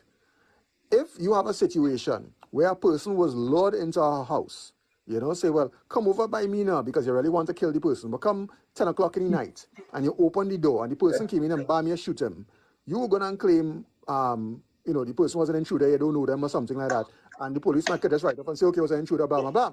Only if I had down the road that two of them was friends and all, they had a fallout. You see how the situation changes. So officer who's coming will not just look at every single scenario where there's somebody lying on the ground at 3 o'clock in the morning and say, hey, we're going on, this was an intruder. And sorry to say it like this, but we know there have been situations with infidelity and people getting shot, even different jurisdictions, and an investigation had to take place, and then you realize afterwards that it was a staged thing. Now, once the investigation starts, your weapon and your FUL would be taken from you, which I find to be so ludicrous, because one of the things that you do with your firearm, as I said at the beginning, is you send to forensics. But it has to go down to forensics and sit down there and wait for months to years before you get back your firearm. And until the forensics writes back and say, and this is the report I understand is coming, I don't know if it's true, this weapon is indeed a firearm, because that is what it is. It's to determine that the weapon that they submitted is a firearm that was involved in the shooting. When they say, yes, this is a firearm, that is when the police could close off the report and then your gun could be returned to you. The problem is right now, forensics has a huge backlog. Well, let's say your gun that you used to protect yourself and you were involved in a shooting and they confiscate that until such time that they pass whatever. Can't you use that same license to purchase a second gun? No, you can't. They will take the license as well. You would recall last year, there was a situation, and this happened to one of my highly trained officers. So this is something that I am dealing with again. He had his own firearm. He went to the grocery with his wife, and while entering the door, there was a robbery in progress. The bandits attempted to pull him into the grocery. He fought them off, and in his training, drew his licensed firearm, put two into the bandit. The bandit dropped to the ground. He stopped shooting. Another bandit tried to come towards him. He was able to get a shot off in that direction. Unfortunately, in the whole melee and the excitement, it missed. That bandit got away. That bandit, the first one that had a gun in his hand, was on the ground with a gun, with eyewitnesses and cameras saying, yes, he was conducting a robbery. Everything was supporting my officers, and there's a colleague, he's one of my officers that I work with, his story and everything that went on. Police agreed, yes, this is a legitimate, justifiable homicide, but the investigation is ongoing. His weapon is still with forensics. So even though he's a security officer and he uses his firearm, whether it's in his job or out of his job, if he fires a shot and somebody gets killed or injured, that is seized. So what happens to his career as, let's say, a security officer after that? Oh, well, nothing happened with his career because in my organization, that will not happen. He's still a security officer. The fact of the matter is here, this is his personal weapon. So this is not his duty weapon. His duty weapon, he will come and draw his weapon like normal. But his personal firearm is currently with forensics. And we don't know when he's going to get it back. So somebody asked, does the security vest, the bulletproof vest, does that have an expiry date? And they want to know the average cost of a firearm. A low, middle, high-end firearm, yeah. That's a price range. Okay, so yes, vests do expire. Different manufacturers would have different expiry dates. Now, the expiration does not mean that the vest will stop working. All right, the expiration just means that based on normal wear and tear, everyday wear and everyday tear, they don't expect the bulletproof vest is going to be able to be used efficiently or will be in a good condition to continue being in use after 3 years or 5 years. It varies from manufacturer to manufacturer. Now, weapons in Trinidad and Tobago, and I tell you from a firearms dealer, there's no profit or there's no sort of profitability in selling weapons. I tell you as it is. By the time you bring down a weapon from the United States to Trinidad and Tobago and you mark it up, the markup is sometimes between $500 to $1,000 on a simple handgun. But weapons would normally range anywhere from 5,000 from a very low end, and it could get exponentially higher depending on what it is you're buying. Like take for example, if you buy a Glock 19, you might probably get a Glock 19 new generation for about $6,500. But if you start to look for a Sarran Tactical Combat Master from the last John Wick, you're talking about a gun that started at 4,000 US or 5,000 US dollars on auction, if you're lucky. And by the time you bring it down and you apply custom duties and VAT to that and shipping, you see where that price already gone. And the conversion rate of 6.7889 or whatever. So those weapons could be well into the tens of thousands. Someone asked a very interesting question, and either one of you guys could answer, right? They want to know in terms of traveling restrictions. Let's say you have a firearm license, you have a firearm, and you want to take your firearm to a different country, or let's say you live abroad and you want to come down to Trinidad and Tobago with your firearm. Are there any restrictions, any kind of protocol? What is the process? Do you carry it on a plane, suitcase? I can answer that as well because I've assisted people with doing the paperwork for that. You have to get the form to get, and if you're leaving with your firearm, you have to get the form to have the application to travel with your firearm. Normally used for people who are good with sport and all that kind of stuff. I have not known of many people other than probably people on yachts and that kind of stuff who have gotten that approval. But keep in people other than probably people. That's getting a feedback. But keep it in mind, when you reach into the foreign territory, you must also have permission from that country to carry a firearm because your firearm would be unlicensed. In most cases, depending on the situation, it would be put into customs and held there until you leave. And the similar thing happens when people are coming with their firearm to Trinidad and Tobago. It will be kept under customs, will be put in a police station until they're ready to leave. Because they can't come within Trinidad and Tobago and have their firearm license from Grenada or St. Lucia or in the United States.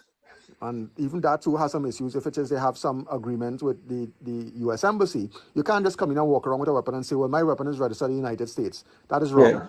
So there's no such thing as an international firearm license. Like, just so you have one, just like a driver's permit, where you could apply for an international license and then take your same driver's permit and use it. There's nothing like that? There's nothing like that. Okay. Next question. In terms of... I can also... sure, go ahead, Paul. To add to this, so in terms of... they had people that come to Trinidad. People may not know, but they've had a lot of regional people come last year for major sport shooting competitions. And they have more coming this year for the same. And what they have to do is apply for something called the import-export permit from their country and from our country. And we have to do the same when away. But because of the laws in Trinidad and Tobago, when you come for the purpose of sports and provide what you need to provide, when you come here, just like if we go Barbados or go Jamaica or go these places, your weapon now, you can take it on only certain airplanes following the airline's policy with the proper documentation. And then it is picked up at the airport by the dealer or by the range that is securing the weapons. And the persons can use the weapons for that period of time, but only going on the range to use it for that purpose. As Dirk said, you cannot carry it around and you can't do these things with it. To anyone from the audience looking out there, so we have quite a large number of people looking on. If you guys want to ask questions, this is the time. We may never be able to get these guys in the same room again. They're very, very busy and they are very knowledgeable. This is the time to ask your questions. Send it in the comments. Next question. And if you guys have to go, please let me know. I'll guide it. In terms of in terms of like a fire drill, for example, are there any special drills that people need to know about when you have a firearm, or are there any special instructions? You need to have a safe. What do you need to have a firearm in your house, or what do you need to know about, Now this is where you will probably... Yeah, I will start this one, but I'm sure Paul and I will differ because I have kids, and from very early, from very young, I'm talking about when they were in their 2s and 3s, I started to do firearm awareness with them. Now, firearm awareness is not training.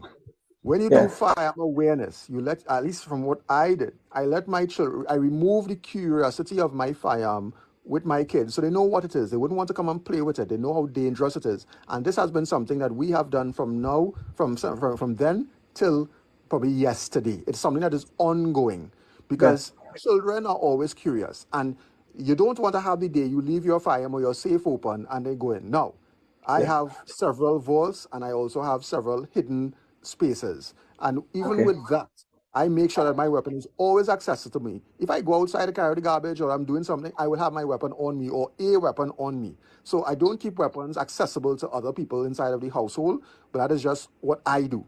Now, when I train others and I start to speak about this, I speak about the generic. You must have a safe. The safest place to put your weapon is in your safe. But if you have to have your weapon out, keep it within your eyesight, keep it around you, or keep it on you.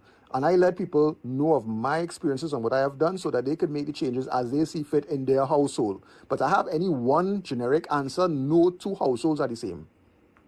Yeah.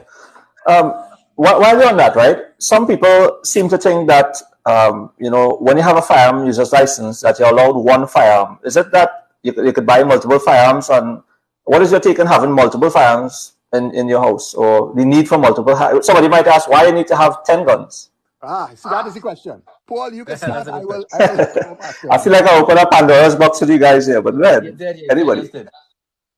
yeah. Just did. Paul, you want me to go ahead? I want I to feel the excitement within you guys I there. want to say, first of all, that I don't know why Dirk thought our opinions would differ, because in terms of the firearms at home, I do agree with him that no two households are the same, and you really have to, in his case, for example, with young children, you have to do it in that type of, I think that type of manner is very good, and I am 100% for familiarization.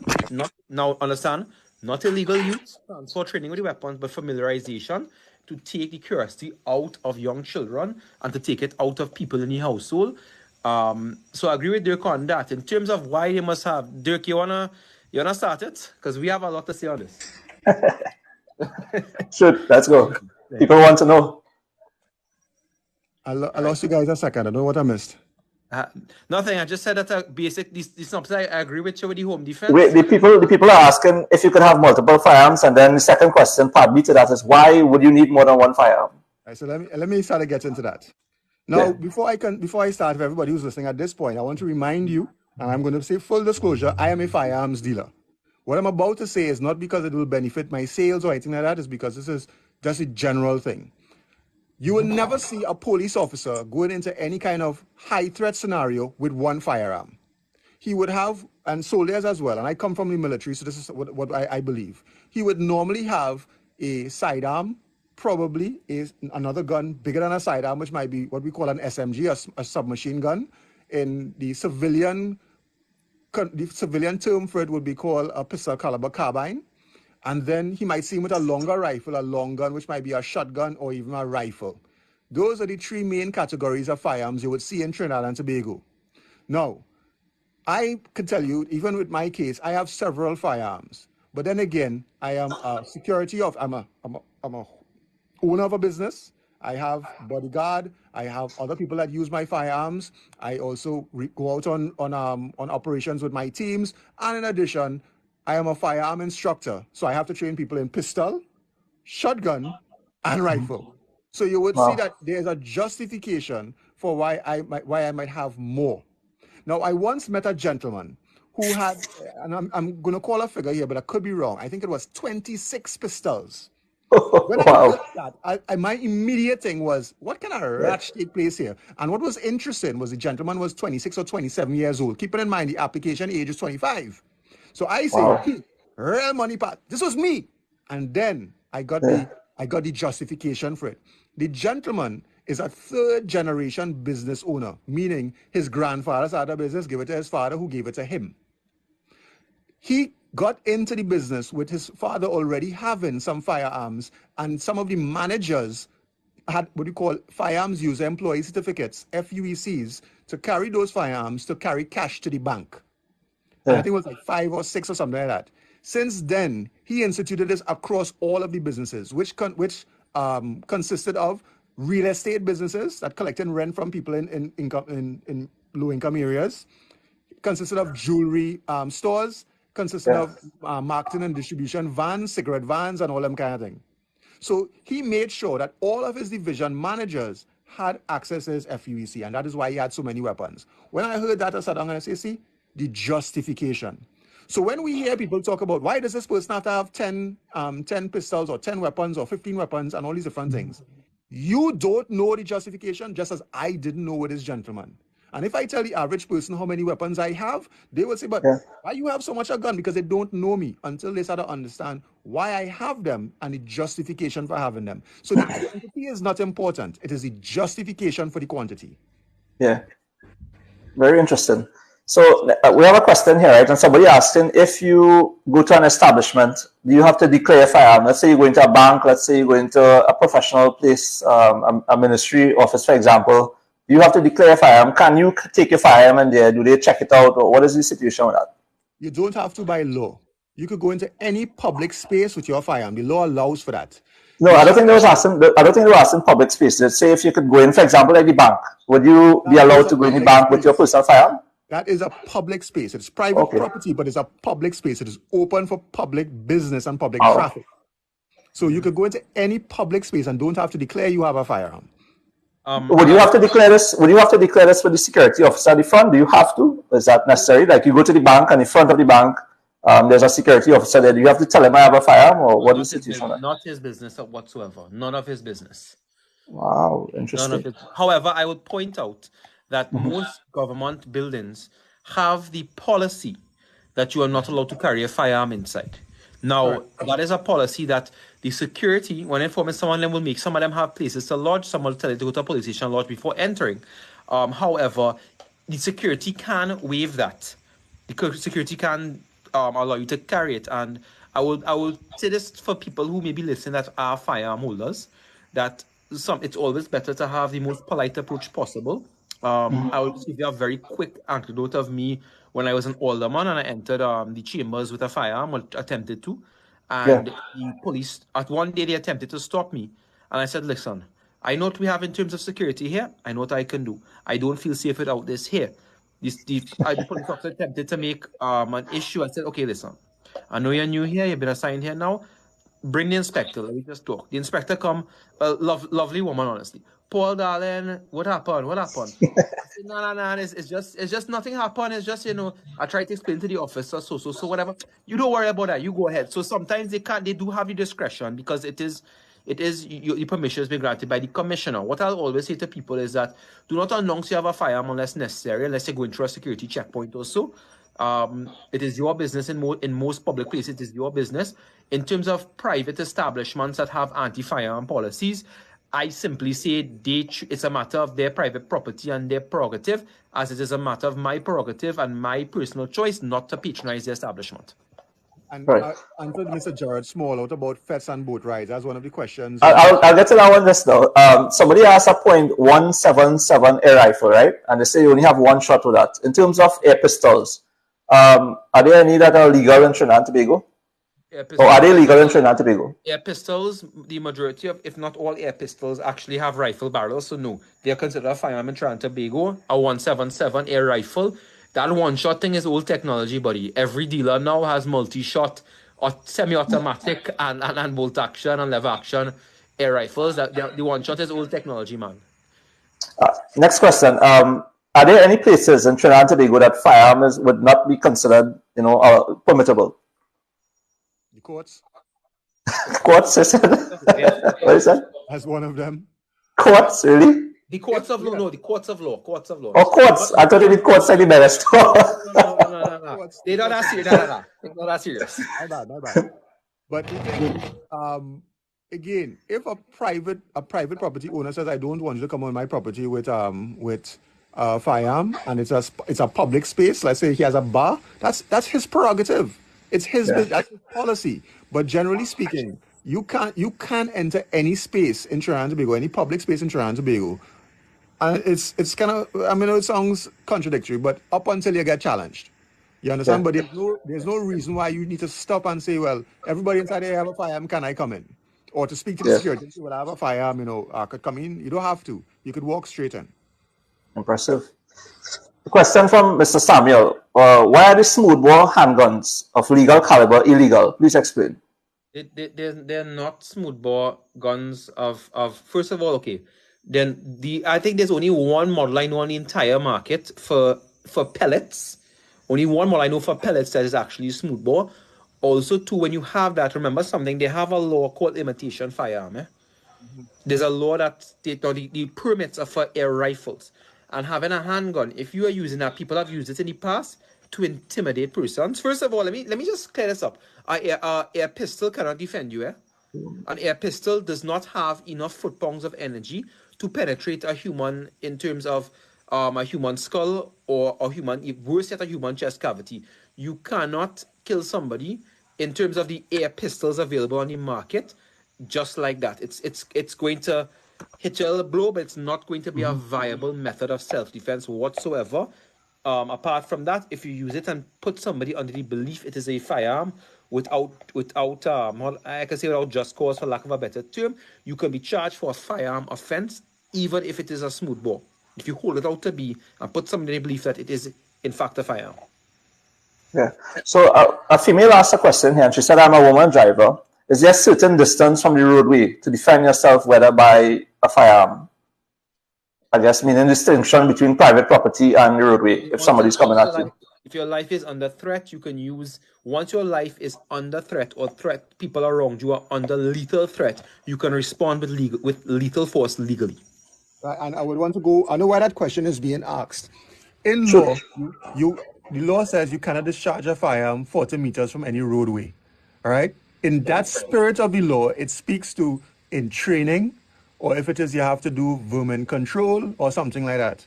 All right? Like people who have estates. So if you have an estate and you have to kill vermin and stuff like that, you have to be 40 meters inside.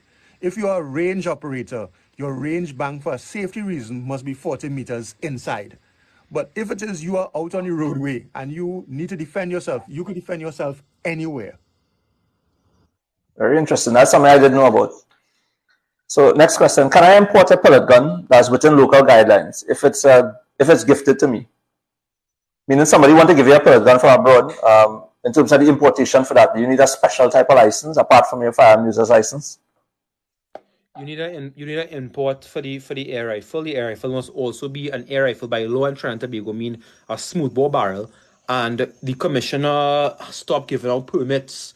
I want to say just as Gary Griffith came in as commissioner, they issued no import permits for people to import them privately because all the rifles on the market abroad, or majority of air rifles, the ones that shoot pellets anyway, are rifle spiral bore barrels, meaning that people were importing them thinking they were legal. Yet, when they came down and they took it in the police armory is full of 177 rifle barrels that people bought by mistake thinking it was a smooth bore. It's piled up in there right now. So those are deemed firearms, and it's against the law to import because it is in fact a firearm you imported. So it was best they end up just, since it's not available, they squash the whole thing.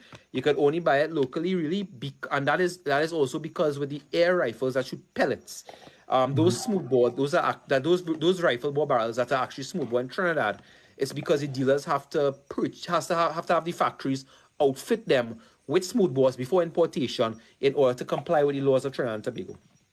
So, Paul, while you're on that point, right? Somebody asked, is there any automatic weapons that a civilian can own? No. Restricted by law. Restricted by law. Prohibited by law. No civilian has ever been issued an automatic weapon legally. They cannot be issued an automatic weapon. As Dirk had said earlier, you're banning something that has already been banned. Interesting. Get through faster in the banks. So somebody said some firearm users license said that they have firearms to get through the faster in the bank. Okay, all right, don't worry about it. What about fets and boat rides in terms of taking your firearm with you? I want to respond to that. Go right ahead, Dirk. Right now, a fet and a boat ride, I find that to be irresponsible for anybody to go into an area where you have a lot of people drinking and frolicking and you have a weapon inside of your waist. Worse yet, a boat ride, a smaller space where you have diesel, engine, and all kind of people and different things. For that, put your weapon home. And because it makes no sense to carry a weapon in a fet or a boat ride, because I cannot think of one fet or one boat ride that required somebody having a firearm, you can lodge it. Now, the big fets in Trinidad and Tobago, you would notice there's always a police post close by, and that police post would be taking those weapons and lodging it right there at the entrance to the fet. That is something that they normally provide. The smaller ones, not so much. You have to leave it in a station or leave it locked up in your safe at home, which is not recommended. I would say leave it in a station. So this brings me to my next point, Dirk. Let's say you go to you're not planning anything, but let's say you go and you're having a drink or a beer and you sat down somewhere with a firearm, is there any legal implications to having a beer and having a firearm on you? I mean, we've heard of stories of people being in bars and, issues with firearms and they call the police and all kind of crazy things like that. Is it illegal? Is it ill-advised? Like, what is your take on that? If you're acting irresponsibly, there's no law that says that you cannot drink a beer. The law speaks intoxication while you have a fuel in your possession. Intoxication have to be determined in a form and fashion. Now, if a police officer observes that your actions are making it seem as though you are intoxicated, he can take you back to the station. You could basically warn of that, he has made some observations, and based on that, he's going to put you under arrest. You go to the station and you do a breathalyzer test, and if you're found to be over any legal limit that sets in law, then you will be charged. If you're not in, if you haven't gone over the legal amount, then they're supposed to release you, regardless of what his observations would be. The fact of the matter is, it comes down to a medical determination of your state, your state at that point in time. But isn't this a bit subjective? Meaning that if you have an officer who just thinks that you are intoxicated and you go to the station and eventually you are proven not to be intoxicated, isn't this a bit subjective up to that point? Very subjective, but unfortunately or fortunately for us, because that has its positives in this particular question. Checks and balances. Right? Yeah. It really comes down to the professionalism of the police officer. And we do have very, very professional officers in Trinidad and Tobago Police Service, so much so that if an officer observed the behavior of what he deemed to be an FUL holder, let's just say he got a glimpse of the firearm, and he knows for a fact that that is an FUL holder, and he was sitting on the table and realizing this fella's had 3 drinks so far, most officers will come to the gentleman and say, hey, sir, I know so, but don't take any more drinks now because you'll put me in a kind of a situation. Chill it out from here now. They will normally do something like that, or they will come and say, you could think now you have a FUL and I don't want something to happen to you, all of those kind of things. And people will normally say, oh, yeah, officer, all right, unless he's a real heavy drinker. All right? Now, I've seen situations like that has happened already. It didn't happen to me because I don't drink, but I've seen that happen already. So that's why I could say that there are professional officers that will engage civilians if they observe certain things. They wouldn't let it reach a point where you're drunk and are going to come and arrest you. Yeah. Someone asked, why are Rangers not allowing military and police officers without firearm users license to come and train? Is there some kind of legal... Are they blocking those type of people from training or using their guns, I'm guessing? Why is what? Why are Rangers not allowing military and police officers without FUL to come and train? No, if a person's coming with their service weapon, most Rangers... Oh, their service weapon. That's probably what they meant, yeah. Yeah, they will normally come and train. But if it is they're coming to use a weapon belonging to the range, they can't do that because even though they are police officers or soldiers, they can't use another weapon without an FUEC, FUL, or provisional. That is law. And these days, Rangers ain't going to take the chance of letting you use one of their firearms to lose their FUL or their FEC. It's a business, so they wouldn't take chances. Yeah. Paul, I think this is a good question for you. Somebody asked, how powerful are air rifles in terms of like doing damages? What kind of range you'd consider non-lethal versus lethal? I would say this as always get pushed in the air rifle corner because I was a sport shooter with precision air rifle. But to answer that question for you, all right. So a quick breakdown of it in terms of the ballistics is that air rifles, and this is why they have restrictions in England as to the power instead of the type. Air rifles in Trinidad, and I mean I have tested the ballistics of the air rifles that we sell down here. And generally speaking, this is why I would say the air pistols are ineffective for defense because it only reaches out somewhere around 6 foot-pounds of energy. Now, people will talk about feet per second. Feet per second tells me nothing because it's one measurement. Foot-pounds is the feet per second as compared to the grain of the projectile, which gives you a type of ballistic rating we call foot-pounds of energy. So, for example, a lot of 9mm rounds will shoot off at somewhere around the 300 and something mark foot-pounds of energy. Air pistol shooting at about 6 foot-pounds of energy in comparison. Now, the air rifles that we have here, we have the traditional break barrel air rifles shoot at somewhere around 15 to 18 foot-pounds of energy, depending on the model.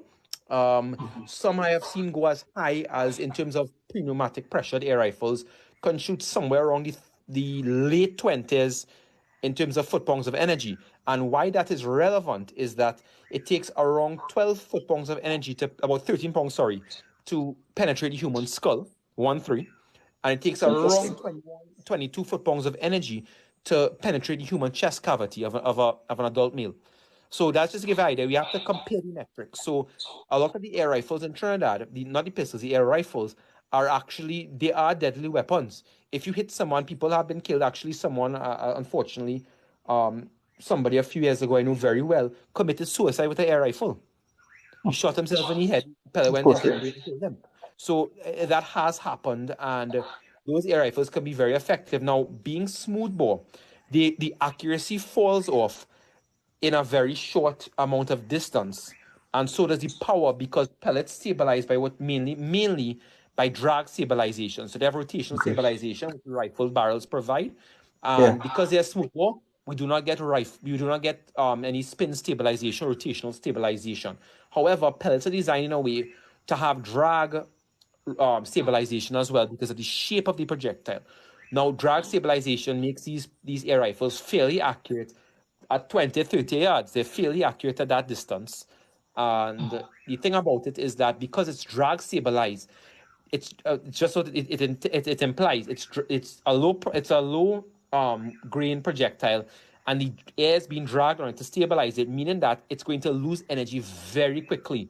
Air rifle energy dissipates very, very, very quickly. Especially without the spiral stabilization, the accuracy is going to fall off, the power is going to fall off. I would say the effective range of these weapons, where it could cause serious damage, I would say, is around that kind of 30-yard mark. Of course, it's dependent on which air rifle it is and how much per pounds of energy and so. But generally, it's very unlikely over a long distance to get any collateral damage from my air rifle. This is a good follow-up question. Somebody asks, is a .22 pellet air rifle legal in Trinidad and Tobago? No, anything over 177 as defined in the law of Trinidad and Tobago, Firearm Act 1601, anything above a 177 caliber or having a rifle barrel is a firearm. So for a .22 air rifle, you need it to be on your firearm user's license, and it is purchased as a firearm, regarded as a firearm, must be secured as a firearm, and is treated so for the purpose of the law.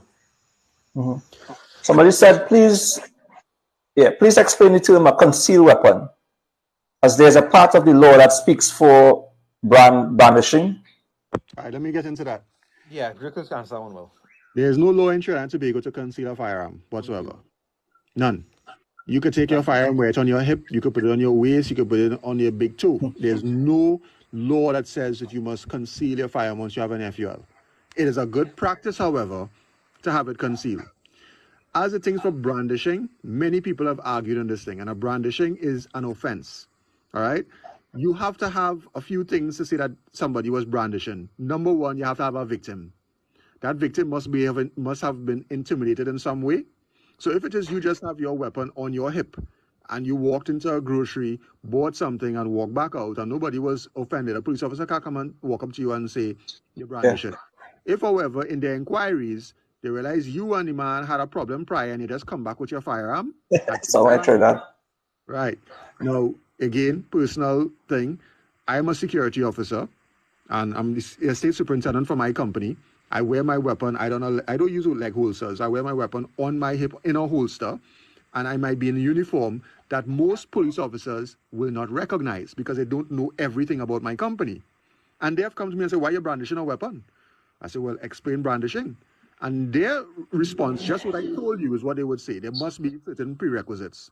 I was like, right, do those prerequisites exist? They say, well, no, but you know. So, and I was like, hey, at the end of the day, I'm a state superintendent, so. So there are certain things that you should do. It's a good practice. I would not suggest anybody walk around with a weapon on their hip visible to everybody because you don't want that amount of attention. It's just common sense. And it's going to bring some attention upon you. But to say that there is a law, there isn't. Yeah. Correct. Question, what about the smooth twist air rifles? Are they legal, like the FX brand? Let me address this very quickly. FX in 2000. Now, for those who don't know, what happened is FX came out with some technology which they have abandoned.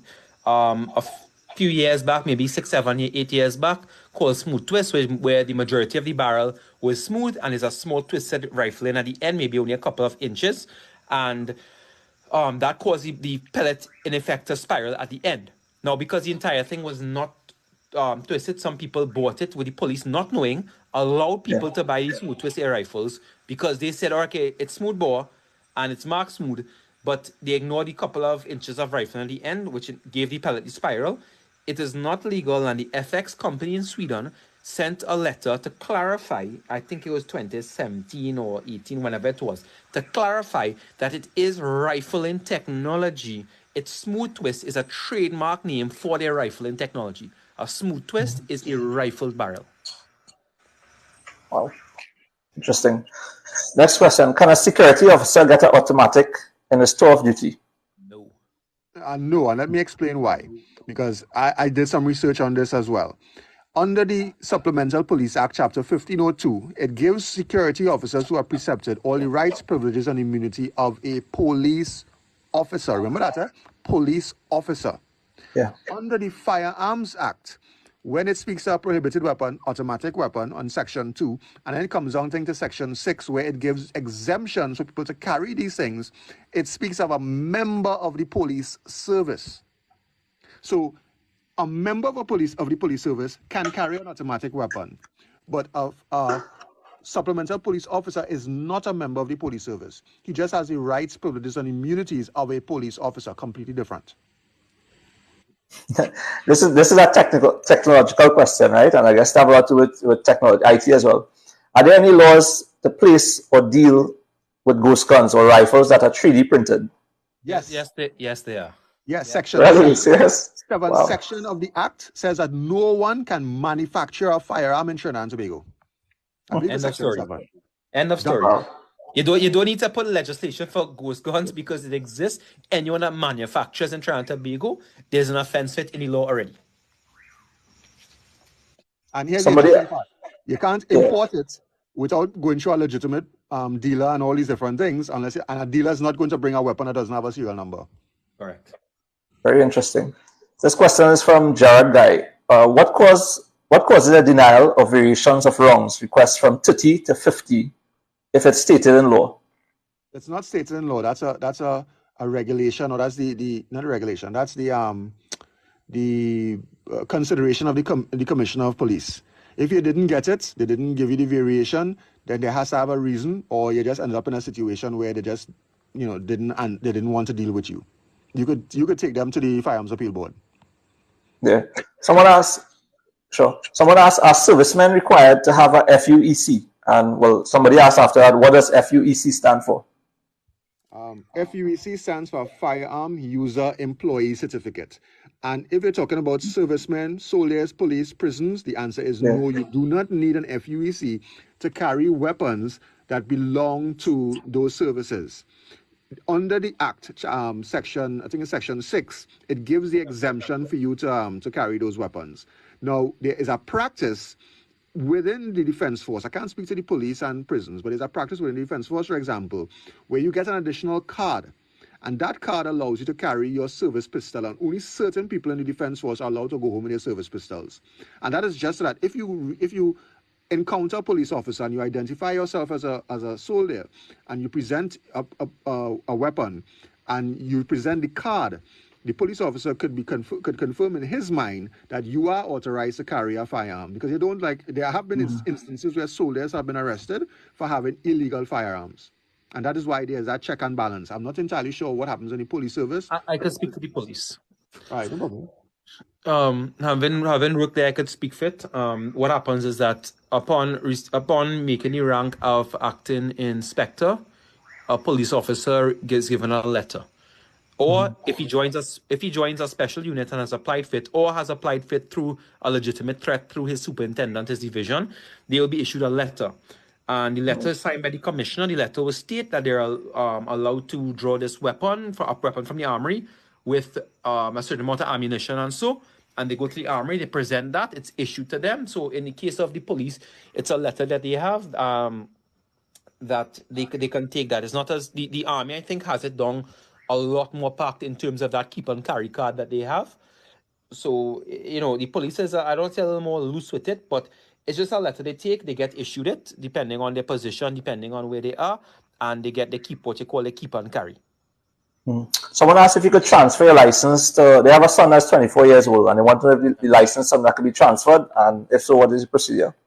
Well, first and foremost, if he's 24 years old, he can't get a license. I think it's Can't. 25 Okay, over. right. And the process would be that the son will have to apply for a license just like everybody else. Once he gets the license, the father or the mother will have to then dispose the firearm to the son, which is a process by itself. So so there's a disposal form. And to answer anybody else who may ask this question, if a parent dies or somebody dies and you are the person who's taken over the estate, then the weapon itself has to be disposed to you. You still can't do anything with it. It's just yours. But the next thing that you have to get an FUL. And no, in fact, you have to get the FUL first. And once you have the FUL first, then you could apply for the disposal of that firearm, and it's disposed. Transfer. Correct. It's not called transfer. It's called disposal in the process. Yeah. Is a .177 air pistol legal, and where can I get one? We answered that a while. It is. All right. It's not legal, and you cannot get one here legally. It's not legal. You can't get one here legally. And I'm sorry. That's someone asked, how long after having your first firearm can you apply for a variation? The next day if you want it, but they will not treat it like that. There's nothing in law that says there's a time limit. Correct. Yeah. If someone brandishes his weapon at you, can you defend yourself to the max? I don't know what that means. I would say, given the limited amount of listen, I want to make it really clear to everyone. Serious talk. It has to be shown that your life is under direct and immediate lethal threat. Brandishing is one thing. If the person draws the firearm and points at you or so, well, that's a whole other scenario, right? So you have to be very careful, and the police will assess each situation at that point in time. So, Paul, let me just paint the picture, because I think I understand where this person is coming from, right? Let's say you're having a drink at a bar, and this man is having a drink alongside you on a different table, and some sort of miscommunication takes place, and he pulls his jacket just to show you his arm. He doesn't draw the firearm. And you feel threatened by that. What can you do in a situation like that? You'll get the legal answer from me, and you get the sensible answer. The legal answer is you can sit down, you can relax, you can not think. If he starts to get on, it's your right to be there, and you don't have to think. But if he pulls out the firearm, you can respond. The sensible answer, you know what? All right, cool, partner. Thanks. Sorry. Take your drink, pay a bill, and pay a bill and go home, or go to the next bar. Right? It's not the only bar. It's not worth it. It's correct. So these guys are really enjoying your program, this program, and they want to know if they could have some contact information for you guys. I don't know, maybe you could provide that, a business contact, maybe? Yeah, no problem. You could go ahead and say it out. Okay, well, I'll tell you my contact. My contact is 718-4069. 718-4069. I could be contacted on that number. Please, people, preferably on WhatsApp. It'll easier for me. Yeah. Thanks. Dirk, you want to share your contact information with them as well? Business contact, please, preferably. 235-5477. You speak to anybody there and let them know that you need to speak with me. More than likely, they will take a message. I will call you back immediately. If not, they could just transfer you to me directly. But I normally tell people, because I am normally out of range of cellular service, if you call 235-5477, I will definitely meet up with you. Or people just find me on Facebook and Instagram. That's my name, Dirk Barnes. You do a search, you could WhatsApp me, or not WhatsApp me, but you could Facebook message or Instagram message. I will respond then. But yeah, you guys know where you can find me most of the times, and not all the time I will have phone coverage. All right. Somebody wants to know, how do you go about becoming a firearm instructor? Is that something that's done in Trinidad? You have to go abroad. How do you become a firearm instructor? Oh, there are different paths. Well, I guess both of you might have different pathways, right? There are different paths to that. Sure. To be quite honest, you just have to demonstrate competence. That's the summary of it. And competence meaning that you would have served somewhere training people in firearms, or you could demonstrate that, or you would have gone to some course somewhere. You are certified by some recognized foreign body, whether it's a school or a gun company that sells guns that trained you as their instructor, any one of those things. And once you submit that with some proof to the Commissioner of Police, they consider it, they will do an investigation, and they might want to see how much work you have done in Trinidad and Tobago. Like in my case, coming 20 years out of the military, I spent a good 5 years on ranges at the IDPA, and people knew me there as one of the range safety officers. So that was my continuance of training people thereafter. Dirk is You went through a different process, Paul, or is that the same you went no, through? Dirk is correct. It's a matter of I would say proving confidence to the TTPS. You have to prove confidence to them. It comes through. Well, I mean, Dirk has vast amount of experience in the military, and then IDPA being a recognized range and being a range safety officer there. That range was involved a lot with defensive, sport shooting, all these different things. So the route I would have gone through would have been a little different, whereas I would have trained a lot in the US, not just with the firearm competencies and with law enforcement and so on. When I say law enforcement, as well as bona fide law enforcement agencies, not just a little weekend course here or there, but a multitude of law enforcement courses, as well as I would have trained with the Israelis as a counterterrorism firearm instructor for things like hostage rescue and so on. So that type of instructor credentials was enough to justify to TTPS that I am properly certified, properly trained, and properly experienced in that. Whereas Dirk would have had been at the rank of major, how many years of military experience, and then his direct involvement in it. So, there are different parts there, but at the end of the day, Dirk is correct. You do have to show that you are somebody who could be seen as by a reasonable person and a person in the field as competent in instruction and safe instruction of firearms. I love this next question. Somebody asked that they have a son or a daughter or somebody that's under the age of 25 and they want to bring them up in terms of competitive shooting. How does one go about encouraging your kids in a legal way to, train for a competition like this? Not possible. Oh wait, no. So they can. Join cadets. So that's so here's a couple of methods of that.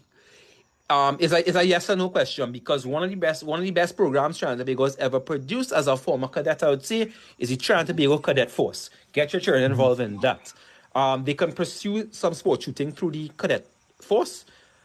In terms of pistol shooting and so, is really something that's not accessible under 25 years of age. However, I have run programs this already, but I'm actually a representative down here for the World Bench Rest Air Rifle and Rimfire Federation. Wow. And while children cannot, or people on the age of 25 cannot access rimfire rifles because those are 22 caliber and above, I actually did a lot of training with children with the air rifles in it as a professional sport. So the air rifles are an option for children if they get professional training to be competitive in that.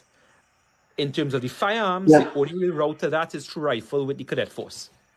But I think they're asking, let's say they have the kids here and that they want to engage them in competitive shooting, because I know they have these sports in the Olympics and all kind of firearm competitions and whatnot. They could contact me for the air rifle training. I've not done it with children in a while, but because of popular demand, I'm considering just going back into doing that in between, just to encourage children in these sports and to hopefully get them, keep the interest there until they reach an age where they could apply for firearms later on and get involved in different various types of sports. Do they need to have? Do the children need to have anything special? Because I know to apply for an official license, you need to be over 25. Do the kids need to have anything special? Children don't need to have anything special. However, I always say that with the course I run for that, I ask for their legal guardian to be part of the course, so they understand when they're on the range, the safety procedures, so that they know, about they see what the kids are learning in terms of safety and in terms of proper sportsmanship and these type of things. So the only requirement I give is that the parents need to be kind of involved. I'd like them to be involved. Right. Also, too, I do background check the parents. Very interesting. Is that routine, that the background check for the parents? It's not required by law.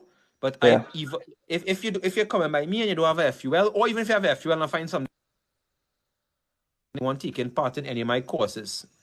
Yeah. Someone asked, is it mandatory to lodge a firearm when doing a variation? Yes. Well, there are some exceptions. Okay, so if you don't have the FUL and you are doing a variation, you cannot have the firearms in your legal possession, because at no point in time can you go anywhere with the firearms. But here's the exception. If under that FUL, you have firearm user employee certificates for different people, it could be your spouse, it could be a bodyguard, and you don't have to lodge, because you may not be carrying the firearms, but those people are required to. So if you take, for example, like a big company like Amalgamated Security, they have hundreds of firearms. If they buy one more, they have to take that one book and carry it in. It's not like they're going to take those hundreds of firearms and put it in a police station and lodge it until they get back. because they would not be able to conduct work. So that is the logic behind it. What is the process to becoming a firearm dealer? Okay, Dirk, go ahead. Well, I will explain my process. I will explain my process. Yeah. I am the only firearm dealer in the country that has a background in the military, in explosives and ordnance, in IEDD, which is improvised explosive device detection and training. I'm the only one. Yeah. I was also, as the commanding officer of the engineer battalion, was responsible for inspecting ranges and the storages of ammunition among ranges. I was responsible for that. So when I applied, somebody from the police service came and asked me, what is your qualification to be a dealer? And I watched him. I said, excuse me? I said, what is the qualification of the other dealers, other than they're just businessmen? And that really truly is the answer. If you are a businessman and you want to sell guns, all you have to do is to submit your application and they will go through the process and see if you're suitable. There is no listed criteria that you have to have any training, that you have to have any qualifications in firearms, or security of firearms or anything like that. There's nothing. Keeping in mind, while I was also applying, I was also the owner of a security company that have several officers who are from the military as well. And we have firearms to protect the firearms that we plan to sell. So that is the reality. The issue is that firearm dealers, it is no accolade right now. Firearm dealers is, right now we feel like this scum of the earth. We have been investigated, ridiculed, put before the coals because of this government. I've been audited twice, and both times they came and said I was within the full regulations, everything was correct by me, but they keep coming. So it is not a firearm dealer is nothing glamorous, to be quite honest. Someone asked, how do you go about bringing soft activities or games to Trinidad and Tobago for persons under 25? I think this was probably directed at Paul when I raised the question with kids being allowed to shoot and stuff competition-wise. Are there competitions that are held in Trinidad and Tobago, and how can you go about or any plan to bring those type of competitions to Trinidad and Tobago on a larger scale? So in airsoft, again, because of the caliber may not be legal, as it's usually airsoft is 6mm projectiles, right?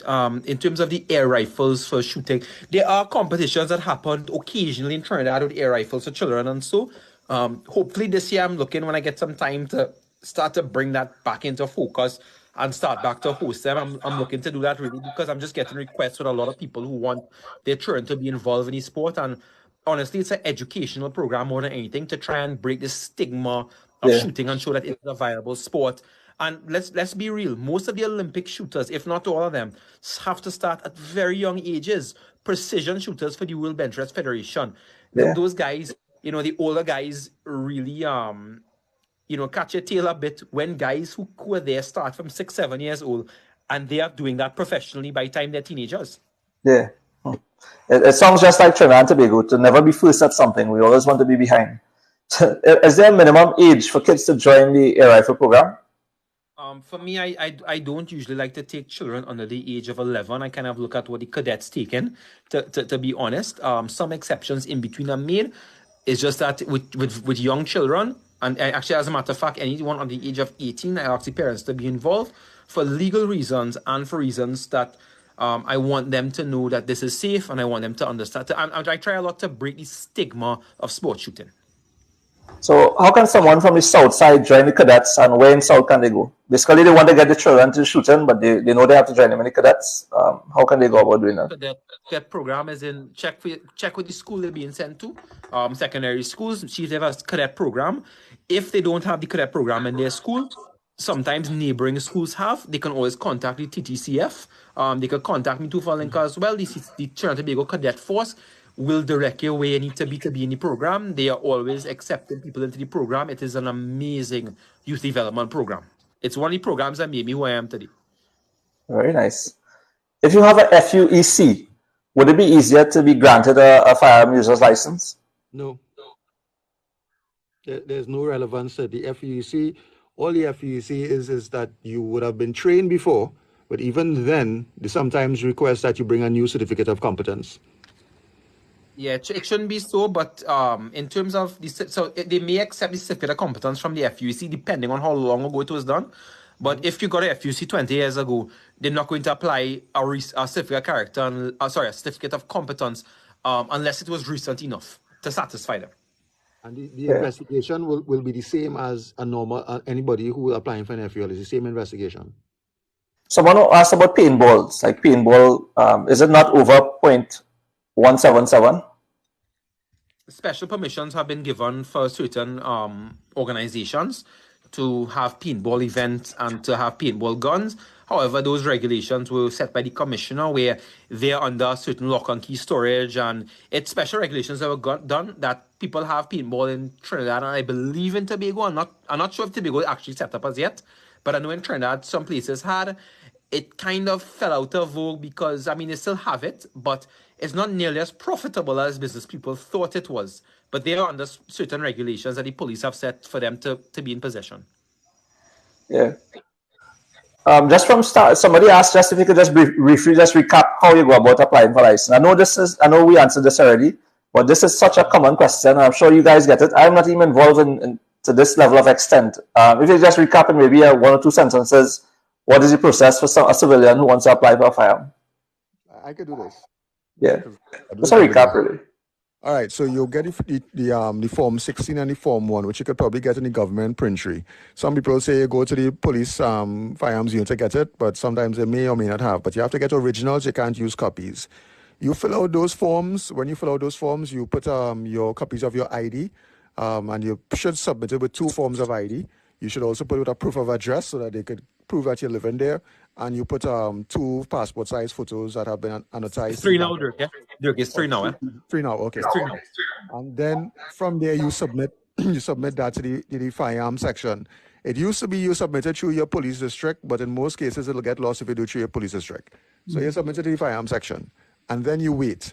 Now, if everything gets fixed and we have this robust issue, what has happened within a couple of weeks, a file number, 5-digit file number is issued to that particular file, and a file is opened. That file is then sent, or a copy of that file is then sent to your police district for them to do the investigation on you.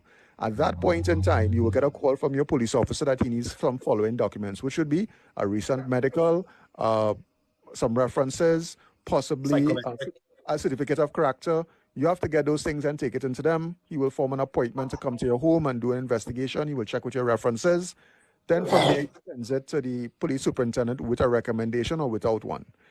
Once the police superintendent gets it with a recommendation in the district and he recommends it, he sends it back to the firearm section, and then from there they will send that file with the recommendations for the police commissioner for her to adjudicate over it.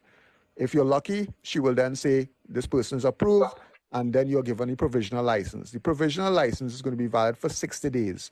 Nobody can get an FUL under that 2 months. So you will have to wait 2 months after the date of the provisional comes out to you. You will train during that time. And even if you took 5 days to train and then you have another 55 days to go, you have to wait. When it expires, even though you're carrying your certificate of competence back to the firearm section of the station from before, that file now has to go back up to the commissioner with your book written up with your FUL. The FUL is then sent back out to the district. A police officer will contact you. He will then say, well, okay, I have your book here. You have to come and we'll have to go and buy the gun. You go to the dealer, you choose your gun, and then from there, the officer will accompany you. He will then take the gun from the dealer, carry it back to the station, write it up, because only until your license is paid in the station, the gun is not yet licensed, so you cannot carry it. Sure. You pay the license in the station, and then you leave with your firearm. It's not done then. After you're finished with that, you have 14 days to go to forensics and get your gun test fired. Take the report back to the police station, the officer who would have gone with you to buy the gun, and then he will attach it to the file and send the file back. Process complete. Every year thereafter, between the 1st of January to the 31st of March, you have to pay your license, which is now $300. I want people to note, if you ever get that call from the police officer, he cannot recommend which dealer to go to. That's a conflict of interest. It means that police officer is getting money from that dealer to bring people. If you get a call from any dealer indicating that I know you're getting through with your FUL and you know you can come across by me, go and report that to the police complaints authority immediately. That is not supposed to happen. There are some unscrupulous dealers that do that foolishness and pay police officers for the list. That is wrong. Yeah. I know you guys have been going non-stop for the last 2 hours, but I just want to take 1 or 2 more questions if you don't mind. We didn't talk about We're enjoying it, man. Good discussion. Good Yeah. company, good discussion. Yeah, one of the guys asked in terms of like prison officers and police officers taking their firearms that they would have used in the police station or belongs to the police station, are they allowed to take it home or not? We spoke about that. Can carry on. Prison officers now, because of, not now, but coming soon, when the new amendments to the Firearms Act takes place, the prison commissioner, is the prison commissioner, or whatever you call him, the prison commissioner, he will now be able to issue firearms to prison officers. So just like the police officer, he could do it for just like the commissioner of police could do it for civilians, the prisons commissioner can do that for his thing. Right now, they just have to get permission from the police commissioner for prison officers to go out and use things outside. So it can be done. And police officers, they do it based on the letter, like what Paul would have explained before. Yeah. I want to point out that for years, the prisons commissioner would issue prisons weapons after proper threat analysis was done, and they had a very good system in prisons in terms of the threat analysis and in terms of accountability for the prison firearms and such. However, it was being done for years without the adequate legislation, and it was only discovered, I think, maybe last year before, that it was actually illegal for all this time. And then that's when the amendment came in, and now, it has to reach the point of, I think, approval from the president to make sure the commissioner of prisons can do that legally now. Dirk, I know you said you would have waited at least about 4 or 5 years after starting the process to completion for getting your first firearm. Somebody asked, they're having a little bit of a problem where they applied and they went through all the paperwork, and now basically they have gotten their provisional and they're waiting, being contacted by the TTPS. Is there something that they could do to fast forward the process? Well, as I told some people this morning, and I hope that this message reaches Miss Christopher so she knows, there are several people, because I'm part of a WhatsApp group and I know how much work has been done. There are several people that have already initiated court action. Some are in the phase where they're now doing a FOI request. Some have gone past the FOI request and gotten no responses, so they're going for hearing. Some people have gone past the hearing part and now they're going for judicial review. Miss Christopher and her legal department are going to be stuck in legal proceedings, and some of these things are dealing exactly with what that person is going through. So once those cases are heard and determinations come out, I am sure that the court is going to recognize that Miss Christopher and previous commissioners do not have the luxury of not providing an answer, conducting their duty to these requests for FULs. They don't have that luxury. They have to give an answer, either yes or no. And the court, I'm sure, is going to instruct that they follow the rule of law. Very interesting. It has happened in the past. You have people. I mean, you could DM me because I could give you references to get legal advice. People have, as Dirk said, taken it to court, and in almost every instance I have seen, or I think every instance, I have seen in terms of judgments coming out, the commissioner, whoever it was at the time, it was Gary Griffith got to that point from when Commissioner Williams was there. Commissioner Williams got it. Commissioner Jacobs got it. I believe they got it in a short span. The court will say, well, look, it's a reasonable time has passed and you have to issue a response. If it is in the positive, fine. If it is in the negative, then that opens it up for you to now go to the Firearm Appeals Board and to have them adjudicate on it. So, Dirk, I want to ask you something, right? In terms of, I mean, we've had a lot of people applying for firearm users license, but we have a population of 1.4 million people in Trinidad and Tobago, right? Roughly, just a rough estimate. How many people you think out of those, or that number, probably have firearm users license or have firearms? Well, let me put it here this way. The last time I saw a file number come to me, I think it was at 43,000 and some 43,000. That's a lot. Wow. Well, not really. That's a file number. That's a file number. That does not necessarily. Okay, right. True. That 43,000 people have licensed firearms, because there are a number of people who would have file numbers, which is 30,000 something, who probably right inside of here talking and who asking questions, and they don't have a firearm. So the percentage of people that have is much less than that. Now, I saw somewhere that somebody posted is 100 and something thousand firearms that got imported into Trinidad and Tobago. during Commissioner Griffith's time. That could very well be the case. But how many of those were actually sold? Because a lot of us dealers, we still have sitting on in our inventory. Now, the other question is, why so many weapons were being imported at that point in time? The challenge that we had then, all right, during Commissioner Griffith's time, if you recall, there was the Black Lives Matter movement in the United States. Yeah. Then we also had COVID and all the fears that COVID brought in the United States with the looting and everything. So there was a shortage of firearms in the United States at that point in time.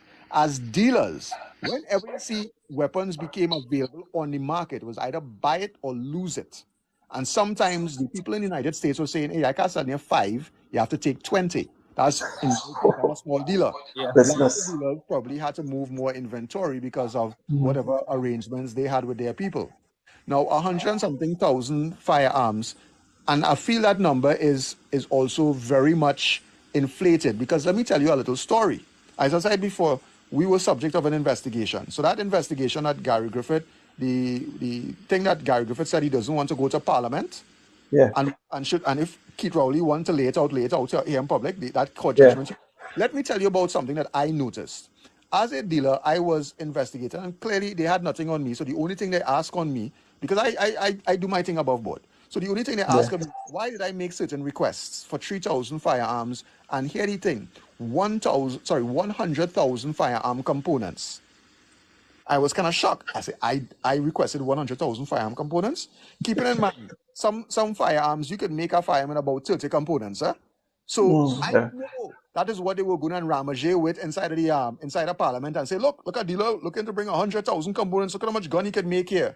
When I investigated, and anybody, if Keith Rowley say a lie, I will show him the proof in the stupid letter that I get from them.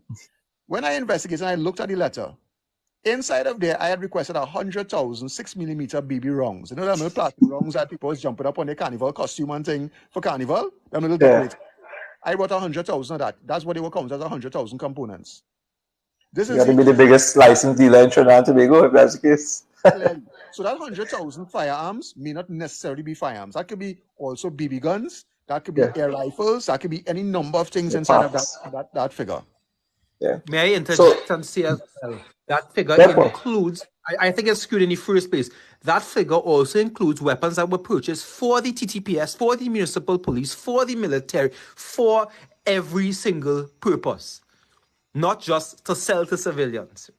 Yeah. Correct. So again, they're being very disingenuous in the information that they're sending out.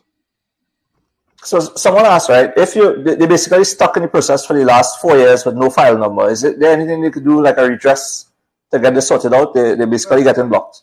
They're not sure where they're being blocked from. It's not just them alone. It's not just them alone. Under the times where Commissioner Griffith was there, we would have been able to address those matters and find those files, because that was the energy, that was the business of the firearm section. Right now, the business of the firearm section is to find fault in people who currently have weapons. They're not concerned with who's applying. So unfortunately, until you see a change in government and a move towards upgrading the system, I am an advocate for moving the firearm application process and everything firearm related away from the police service. Because that is not the police business. There's supposed to be a firearm regulatory authority with a whole legal department and compliance department, that if you decide to remanufacture a weapon or you lose your weapon, an investigation could be done, and they have prosecutory powers. Why they need prosecutory powers? Because if police officers are involved in that type of racket as well, they too can be arrested by somebody who is not their police counterpart. Very interesting. If somebody is denied, let's say they go up for their firearm user's license, and let's say they get denied, could they reapply? Do they keep their old application and look at it, or are they just rejected there and out? Straight to the Firearms Appeal Board. If they lose their case at the Firearms Appeal Board, that is it. That's the end of it. That's the end of their chances, unless they want to go to the appeals, to the High Court and then appeal it and all that kind of thing. Court of Appeal and all that. Yeah. But the Firearms Appeal Board is the next step. Yeah. Is there a special process to apply for a BB gun? Again, depending. Yes, depending if it's a 177 No, you apply for 177 permit and purchase a BB gun. However, if it's a 6mm, that's you have to go into the firearm department as a whole thing by itself. Just as with the paintball guns, there will be regulations for anything over that, and in a lot of cases, it will be under FUL. Yeah. Remember, BB and airsoft. Usual BB guns, regular BB guns are 177mm. Some people use it interchangeably with airsoft. Airsoft is usually 6mm. Entirely different. All right. Well, I know you guys are really tired. You guys will go Paul first. If you have any home invasion, we digress straight home into invasions. We ain't going to that, boss. What happening, Kevin? We ain't going to home invasions yet. You tired of Kevin? No, I'm just going with the criteria that I had laid out here for you guys. We didn't touch on home invasions. I went to my fuel dead, you know. We didn't get a recommendation. All right, let's go. Well, in terms of home invasions, right, we had done, in terms of management, prevention, what are other aspects you want to discuss or you want to advise them with respect to home invasions? Just give me a second. I'm just going to grab a bottle of water. But you guys could chat with them. Right. We have home invasions. Management or prevention. So let me get into that. What I spoke about earlier was the psychology of the bandits. Right. What bandits would look for, how they select a home and all these different things. It is the home owner to start to look at their own homes from that psychology and start to develop the layers that Paul would have spoke of, layers of defense and deterrent.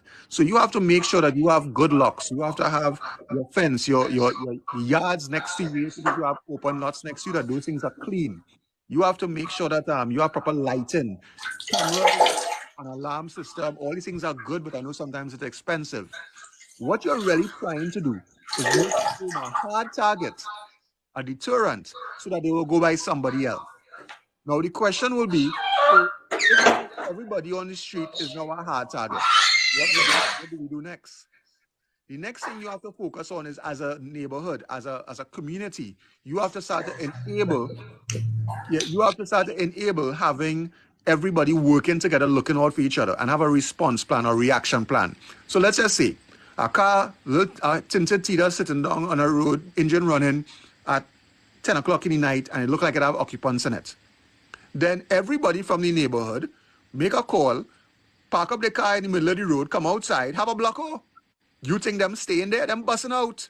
Because all of a sudden they're realizing that, hey, we get made and there's the whole neighborhood outside. And they don't know who from the neighborhood armed from who not armed. You have to have a collective community response like that. So if at 3 o'clock in the morning there's a home invasion, and that family is able to now say, hey, call so-and-so, and they call the next door neighbor who answer the phone and they say, I have a problem, people in my house. By the time they start to spread the news, and a simple thing like pressing the horn button on your remote for your car, if everybody in the street did that, lights start to come on, everybody come outside. You know them bandits forgetting our home invasion and getting out it. Worse yet, if everybody started to take the car and park it up in the middle of the road and block the road, the bandits, and they have to will leave their car behind and run away on foot, gun or no gun, because they know coming soon is going to be police officers and they are on foot and cars are blocking them. So there must be a reaction, a planned reaction, a lockdown of the streets of the community by the community. Not putting anybody in harm's way, not being a vigilante, but raising enough ruckus that the fellas and them who trying to do something, they know they have been made. You shine a torchlight on a mouse or a rat, which they are, or a cockroach, it will flood and hide. You understand? That is what you'll be doing with these fellas. Somebody asks, what if you don't speak to your neighbors? That right there is your Achilles heel. You need to start to speak to your neighbors. We need to start to work together. Yeah, so you would say that it's very effective to form subgroups of people within communities to help with this crime situation? Like, you think there's going to be a big deterrent? That is a big deterrent. A healthy, strong community is a resilient community. The challenge, somebody asked about the air horn. We have the air horns and things inside this area. And I would see people in our group saying, I'm sorry, I blow my air horn, I forget how loud it was. I heard nothing. So people who are talking about the air horns and all kind of things, it could work. But if you have a vehicle, look on your remote. Most remotes, once you press a button, you will get your horn making noise. And if you have 2 cars parked up in your yard and you start pressing that and your neighbor saying, why them 2 cars? Oh, shucks, that's the signal. It might very well be a home invasion. They start to activate theirs. The whole neighborhood. Even your home alarms. Even your home panic alarms. Once your alarm goes off, you remember something, as I said before, they are based. They are watching the amount of time of response. They don't want to take. Once that alarm starts to go off and the whole neighborhood hears, the clock is ticking for them. And if they haven't penetrated your outermost layer of security and that has gone off, they know they don't have time to continue the attack. Right. You know, I actually love that idea as a home defense mechanism where if you're inside the house and let's say you notice or you hear some kind of sound, you could press the panic button on your remote in your car. And I mean, you don't have to have any fancy equipment. This is basically the poor man's way of, the poor man's alarm, if you want to put it that way. That you could deter people from coming in. They will hear alarm going off. But again, you have to work with your neighbors because these days, I mean, if a car alarm go off, it's like, who alarm going off and why, boy? But in these times, you have to speak to your neighbors. You have to become more resilient. You understand? You have to have that communication, being in WhatsApp group and all these kind of things. You have to build as communities. That is the only way we can start to take back our communities from these fellas. Correct. Look, I really like that suggestion. I think that's one of the best suggestions I've heard for crime so far because you know how they have similar situations where they say Amazon doesn't own any stores, Uber doesn't own any cars. This is a situation like that. Instead of a situation where, they're dependent solely on the police force or the army or whatever to deal with crime in Trinidad and Tobago, it's a small something that we could do as citizens to help the situation that will help to deter crime. Well, someone asked, is there any law which states that you've something to have an air rifle permit purchase same? I will say something very brief. I'm not sure that question. Yeah. You could understand that question better, yeah. There's a very gray area in the law whereby if you have an air rifle and you do not have a permit, there's no penalty in law for having something. And if there's no penalty in law and the police confiscate a weapon from you, they say you have to bring a permit to get it. At the same time, if there's no penalty in law, why are you restricting that property from me? So it's a very gray area right now. Well, you think very about interesting. No penalty. I mean, it's your property. They can't confiscate something that there was no offense. So it's a wrong confiscation to begin with. Correct. Yeah. It was uncooperative. I think so. I don't like to bring people's names there, but a current deputy commissioner of police, who I know very well as a very stringent advocate of the law. He was our boss, I'd say. He's our boss prosecutor in the Southland, known for that. Me and him have constant conversations. We knew each other outside of law enforcement. And he actually was somebody who released an air rifle to somebody saying that, no, when they confiscated, they said they didn't have a permit, they confiscated, they charged them, and so he said, hold on. What's the offense? Where's the law? He said, no, you have somebody's property right now, and there's no offense being committed because by law, there's no offense. So it's a very delicate thing, and we have to know our rights and what is in the law in order to not be abused by it. As he said that, I remember there was a client of mine that bought a bulletproof vest from me. Actually, he bought two. He bought one from him and one for his father. He had one in the trunk to give to his father, never did, and was driving around one day. Police stopped him on a roadblock, searched his vehicle, and found two bulletproof vests. So obviously, they throw a red flag. He calls me. I said, well, at the end of the day, let me tell you what will happen. If it is the constable does not check with somebody senior, based on what I'm about to tell you next, they might probably arrest you, they might probably take it in, but they will release your vest. So here's what you can tell them. Constable, what is the offense, under what section, and what authority you have to remove any personal property from my possession? The constable was taken aback by that. He called the sergeant called the inspector. He was released with his two vests and sent on his way. Wow. You see, that's a benefit of knowing the laws. You know the laws and, they can't boss you around. Somebody says, I am a business owner. Can I take my air rifle anywhere for my protection? That'll be a waste of time. What the air rifle is going to protect you from? I mean, I'm sorry, I don't want to sound like a ridiculous question. But air rifle is a big thing for somebody who doesn't have a full license. Against what? It's not men showing up there who made out of paper mache. It's men human flesh who come with bulletproof vests and firearms. You pull out an air rifle, you're dead. They just kill a pharmacist the other day for no reason. Don't walk around with that. Comply and live.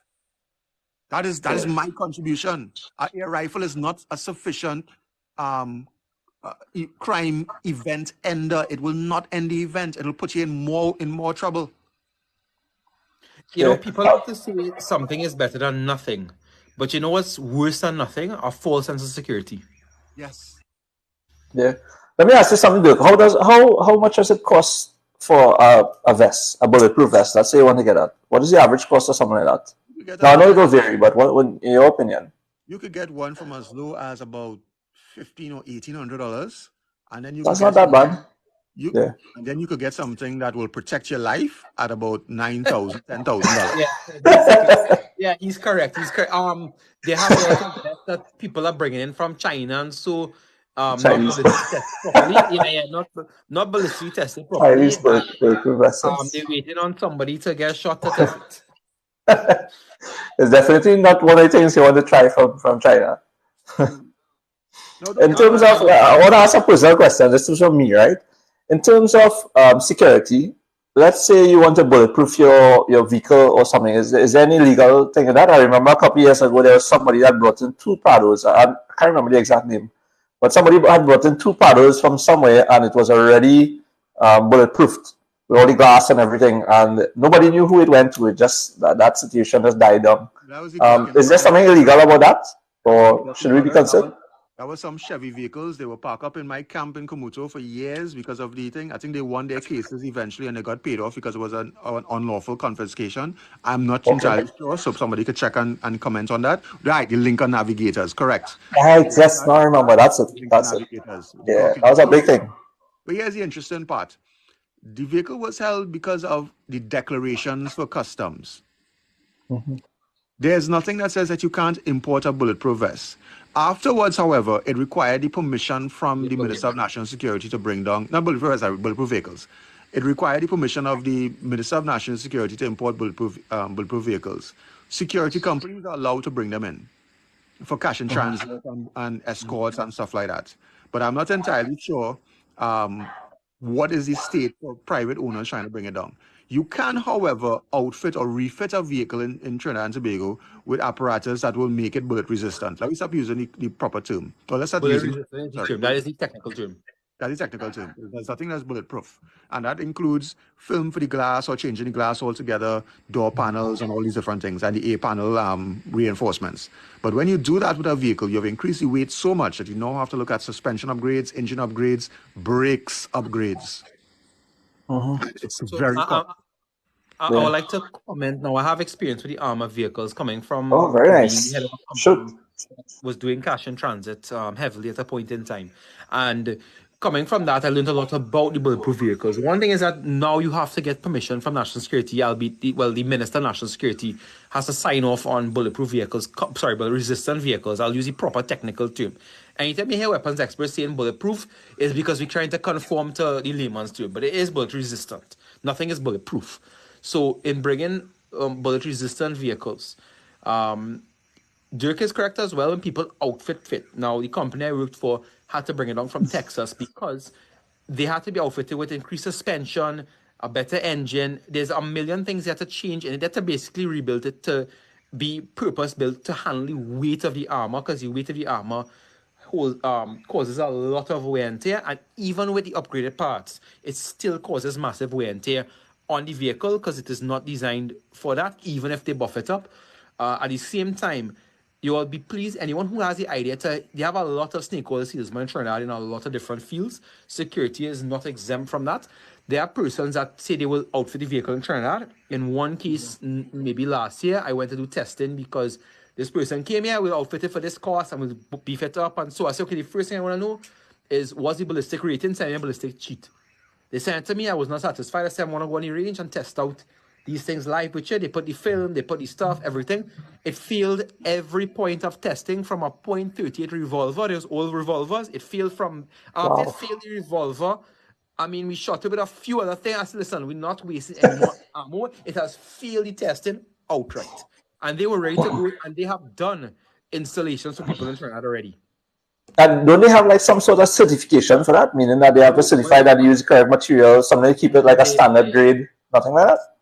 Snake oil salesman in this country. They did not, again, what they sent me, it looked nice, but Dirk knows it as well as a person who knows ballistics. Looking at it like, all right, this looks real nice on paper, but nah, it's looking a little too nice if you know what I mean. Yeah, that's when you have to start to question it.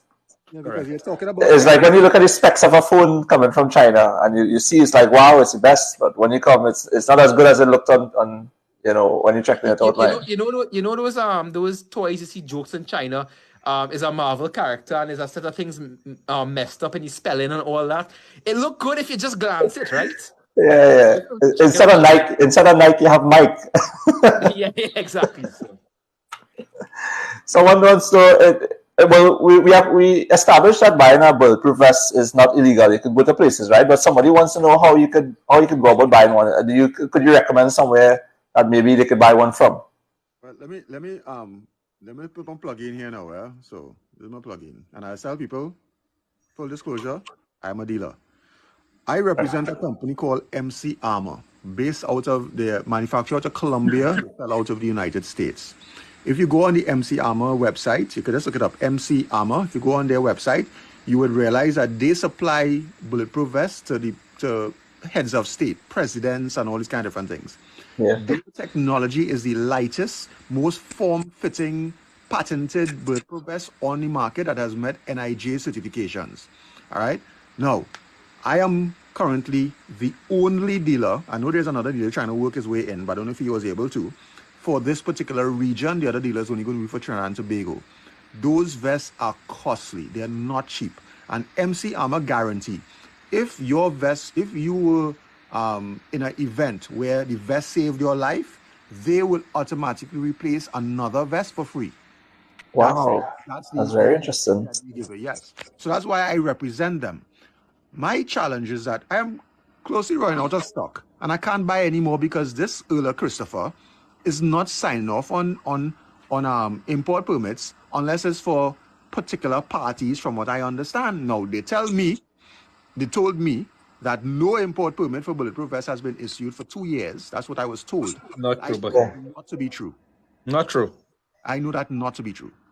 So you have to understand the bigger picture across here. Now, yes, I have some serious reservations about the Commissioner of Police and what they're doing right now. Serious reservations. I'm not going to make that a secret. But the fact of the matter is they're playing with people's lives.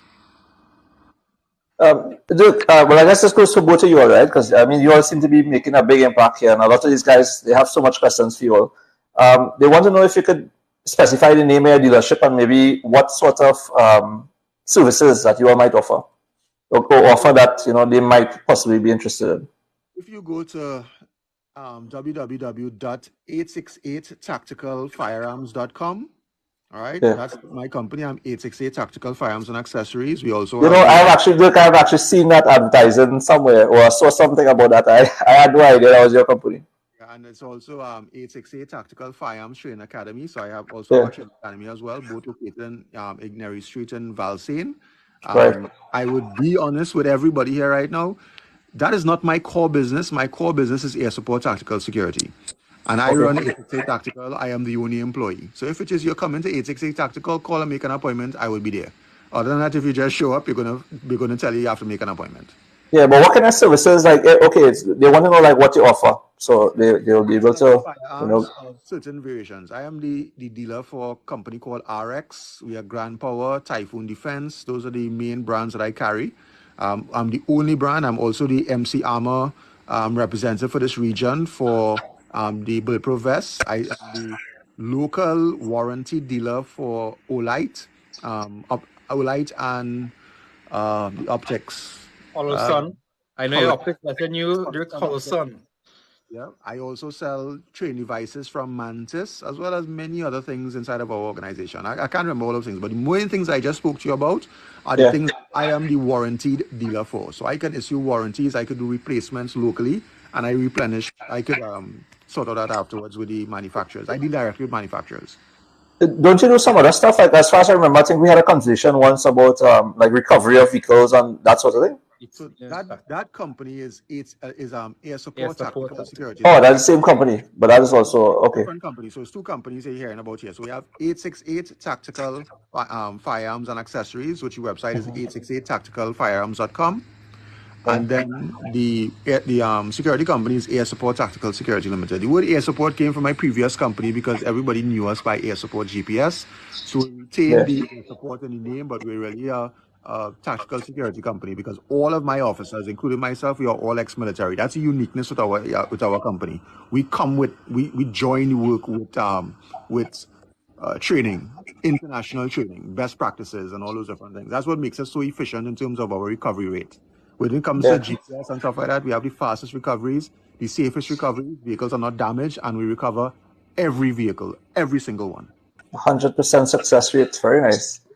Paul, we've had hundreds of people coming to this live. I mean, we've been going for a couple of hours and hundreds of people. Pretty sure there's a new 100 that leave when the other 100 come out. Just reiterate in a couple of seconds what you do and what kind of services you offer as well, please. So first, I'd like to say that I'd like to honestly vouch for Dirk's service in terms of that air support tactical. They have led the charge and they are the top in the field. Honestly, no bias here. They have done amazing work with recovery of vehicles, as well as I think should have at Dirk's leadership buying his optics and such, because the products they provide, especially from Horizon and stuff and the O-Lights, are really, really good products, right? So I encourage people, if you value your $100,000, $200,000 vehicle, it don't cost that. It's really a lot more affordable than you think to secure that vehicle with air support, right? So that out of the way, I have Blue Line. So you can look at Blue Line on Facebook. You can check PDN_defense on both TikTok and Instagram. I provide my main part is training services for not just law enforcement and military, but also for civilians for both self-defense, firearm defense, planning for home invasions. I do a lot of short courses. I do assessments for properties, but a lot of my work ends up in the training arena for these type of things. And I also have, this may not be too relevant to the conversation, but I am a nationally ranked competitive shooter, and I actually do for FUL holders who want to get into competition shooting. I do competition shooting training, self-defense training, firearm self-defense training. That type of thing is all things I've been involved in. I also do consulting for security companies or for people with companies who want to get their security in order. I do that as well. But the bulk of my business actually comes in when it comes to training individuals and training groups and training people for companies for those kind of programs. If you don't mind my ask you, right? I know I would have run through your profile already, but you seem to have a black belt in just about everything there is. Where are your belts? And just for the sake of just mentioning, I am so amazed at your profile. Only four black belts, not much. That's 4 more than I have. That's 4 more than I have, Paul. In traditional martial arts, I'm actually a specialist in terms of weapons training, not just firearms, but in terms of martial arts weapons. And so that's kind of where my area of full expertise is, or more expertise in. Behind that, I still am to a degree an avid martial artist, and I always loved martial arts. So I kind of in between still do programs with that and so on. I'm considering opening back that side of business as well soon. Yeah, you sound like a guy that I don't think any bandits would want to come around with respect to whether you have a gun or not. It would matter. I'm a very peaceful fella, and those are the ones. Exactly, I know you personally, and if I didn't know that background of you, I would have not approached you like that. I'm glad to hear that. That means that's good. I'm humble enough. So, in terms of, I know they have removed the VAT when it comes to important things like cameras and stuff, right? Because they're trying to encourage communities in Trinidad and Tobago to use their cameras, and that will help fight crime and that kind of thing. Somebody asked, is that applicable to bulletproof vests as well? Do they tax those things? And what about the taxes for guns that are imported legally? Everything taxed. Guns and bulletproof vests, they all carry taxes, import duties. Could be anywhere from 35% upwards. And what is the other thing? So I spoke about guns, spoke bulletproof vests. Everything is taxed. Everything is subject to tax. Everything. Somebody was asking a question a while ago. Why is it that you can't import a bulletproof vest, but you could buy one? As I said, there is no law for purchasing a bulletproof vest. There's no process. However, the Customs Act is very clear, and the Customs Act gives the Comptroller of Customs discretion. And if the Customs Controller say that this commodity must require a permit from the police commissioner, you have to get it, and that's what has happened. Yeah. I will actually take this question, right? So somebody asked, I saw an article where it said that it cost the government $350,000 for each person murdered. You will take that with a pinch of salt, right? Because I looked at the crime symposium, And my deduction of this is that they are looking to blame anything except the root cause of what is causing crime in Trinidad and Tobago. They are piggybacking on all the other resources. In other words, crime is a situation by itself, and the medical situation that we have in the hospitals is another situation by itself. So they are looking to piggyback one onto the other so that they don't have to defend the medical system by itself. So when they say crime costs, $350,000 for every person murdered, whose fault is that? It's not the citizens' fault. It's they're saying that like almost like they're bragging that crime is responsible for deterioration in the healthcare. They are the ones that are responsible. Who else? I mean, the baton still falls on them. So regardless of how they spin this, crime in Trinidad and Tobago is still because of mismanagement by the government of Trinidad and Tobago. Excellent. Yeah, true. 100% true. Yeah. Because I saw that, right? And I saw that, it costs X amount of money to operate on people and the healthcare and whatnot. But yes, it does. But if they initiate preventative management, then we wouldn't have to have these people getting shot and they wouldn't end up in the healthcare system. And that preventive management comes from them. No, correct. It's a matter of just you see, the government, I think, believes that saying something will get people off their backs about it. Yeah. Just clarify why it's not somebody said it's illegal to import a bulletproof vest, but legal to purchase it. So we just answered that question. Yeah, we answered that. So let me ask you something, right? So if I were to go to America and I put a bulletproof vest in my suitcase and I try to bring it on, would I be stopped by airport security? Would I be stopped by when I reach on Trinidad? Would there be police waiting for me? It probably won't, because that is not really seen as a commercial importation. Right. The thing about it is not really import as part of your personal items. Now, when you start to deal with importation, and this is from my understanding, maybe the customs officers, if there are any here, could advise. Importation carries a sequence of events. It means at first it has to be exported from a country. All right? Yeah. And the export requires the interventions of their customs and excise and having it put into Asakuda and all these different things and put on an airline or wherever to ship to Trinidad and Tobago. And then it's imported in Trinidad. When you are bringing it in, it is not so much of an importation. I think there's another term for it. And that is only if it is recognized that you should not have it for some reason because you fall in a category that you don't meet a criteria. So Yes. it might not be the case. So it really depends, because I know I could tell you sometimes I travel with my bulletproof vest in my bag going out and coming back. Serious? No, it's because sometimes when I'm leaving, I have other things that I'm doing, and then I go to the airport, so I just take it off, put it in my bag, and I travel. When I reach the States, somebody asks a question, I don't even use it in the States, but when I coming back, it's in my bag, because that's the last time I had it, because I would have gone to the airline with it on. Yeah. So it's not a But situation. are you stopped by security in the airport for having a bulletproof? Like, how they pat you down and they make you raise your hands and stuff? Does the X-ray machine or the machine that they have in the airport pick up that you have a bulletproof vest on? And is that a problem for you when traveling? Density, but I don't ever walk through these scanners with it. I put it in my bag. If they stop me and ask me why do I have it, I say that's my bulletproof vest, and it's there's nothing that says I can't take it out, and there's nothing that says I can't bring it back. There's no law for that. Yeah. So soon enough, we might see like suitcase traders with bulletproof vests in the suitcase then. Well, that is happening right now. That is a problem. Because what it would earlier Christopher not sign off on legitimate dealers, non-legitimate dealers are doing that level of foolishness, to which I have reported in the firearms section, but I noticed that the response was, really? Or, okay, well, we'll take it on the advisement kind of thing, because they too complicit and involved in this whole thing. Yeah, they're more or less encouraging, background black market stuff happening there. Because they're buying it from these people. My report to the firearms section inspector is, here you have police officers buying bulletproof vests from people who don't have importation documents, but you seem to be okay with it. And me, who I am a legitimate dealer, and I've applied for my imports and waiting patiently before I bring down my shipment, you're not facilitating me. So it really is about the semantics of politics within the police service. But that'll come to an end in a couple of years. Yeah, definitely. So just repeat your website there. I know we have people logging on. Sorry for asking you guys again, but we have people logging on and off and by the hundreds. So just repeat your website, please.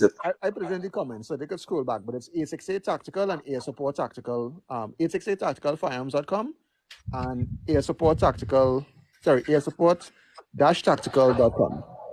Yeah. Someone said like they're having some problems getting some B12 gauge ammo. They find it scarce. Yeah, because again, the commissioner has not been signing import permits. So when ammunition ran out, nobody had to sell. Fair transfer quite And the hunting season would have come to a close. The hunting season would have come to a close recently, and hunters primarily use shotguns. So that ammunition would have been purchased. A lot of it is usually purchased during the hunting season. As it's closed now, time to replenish for the dealers. But if the dealers have not been getting import permits, they won't be able to replenish that ammunition. I will go even further. During the hunting season, nobody had ammunition to sell. It was scarce. Yes, I am also a game warden, so I could tell you. I know that there was complaints coming in. Because I was getting calls every single week, and I kept telling people I don't have. Yeah. Somebody's asked somebody debate. For this is a strong debate, no matter where you go in the world, for giving citizens the access to firearms versus keeping it for just law enforcement agencies. When comparing our situation in Trinidad and Tobago to what we have in the US, would you say it's a pro or a con to incorporating firearms and giving citizens legal firearms after they have completed the full stringent process? Let me put it to this way.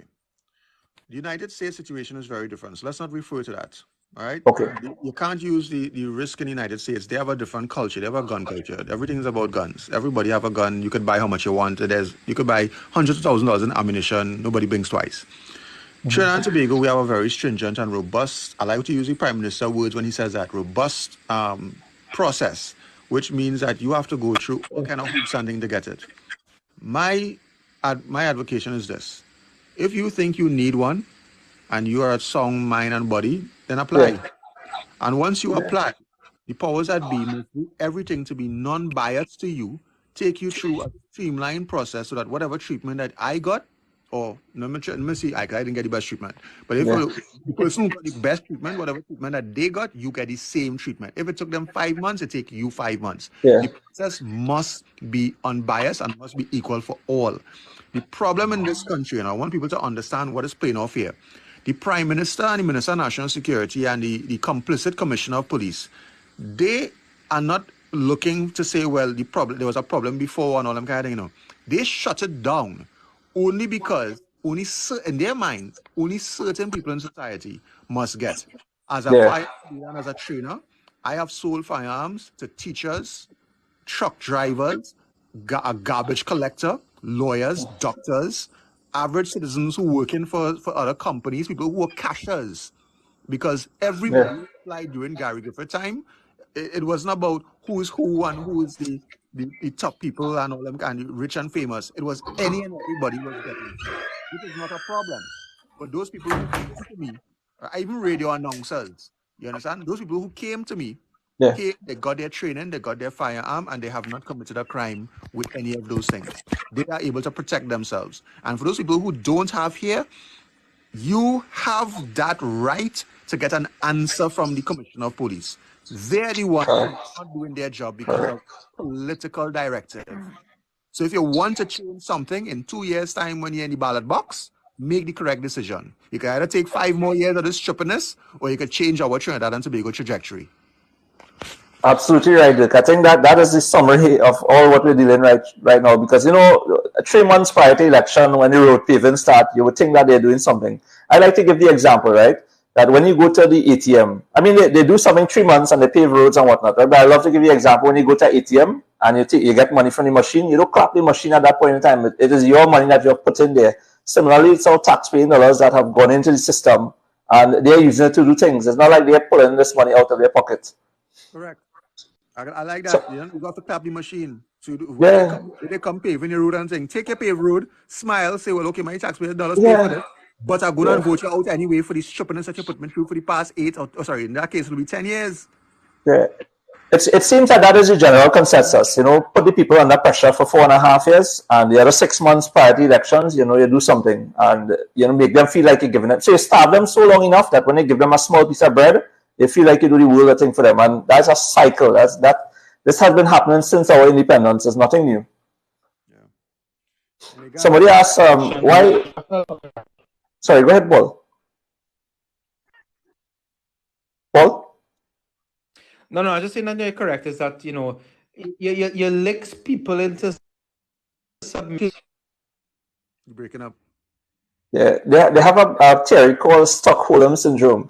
Oh my God. Was he far from his Wi-Fi or something? Yeah, I see the signal dropping. Dirk, somebody asked, why don't the government bring out the regiment? You okay there, Paul? You back on? Yeah, the Wi-Fi kicked back up. Yep, I'm back on. Great. Yeah, you were saying something? Saying that it's a matter of, you licks people for however long, and then any little crumbs you throw, my God, is the best thing since sliced bread, or is the best, and you're not even giving the most basics amenities. You're not even providing the most basic of service that our tax laws are paying for, but people praising it because of the licks you get before you get a little crumb here and there.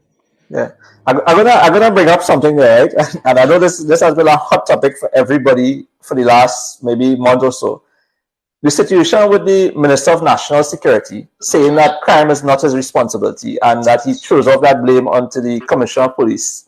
I mean, that has frustrated me to listen to that. Every other citizen of Trinidad and Tobago I talk to, they're frustrated because if he's the Minister of National Security and he's not in charge of crime, then who is? So he's basically shifting the blame so as not to get any negative feedback. What are your thoughts on that? Okay, well, so Kevin, when you don't get water, you just blame Wassa, come no man. You blame TNT when you don't get lights, come no man.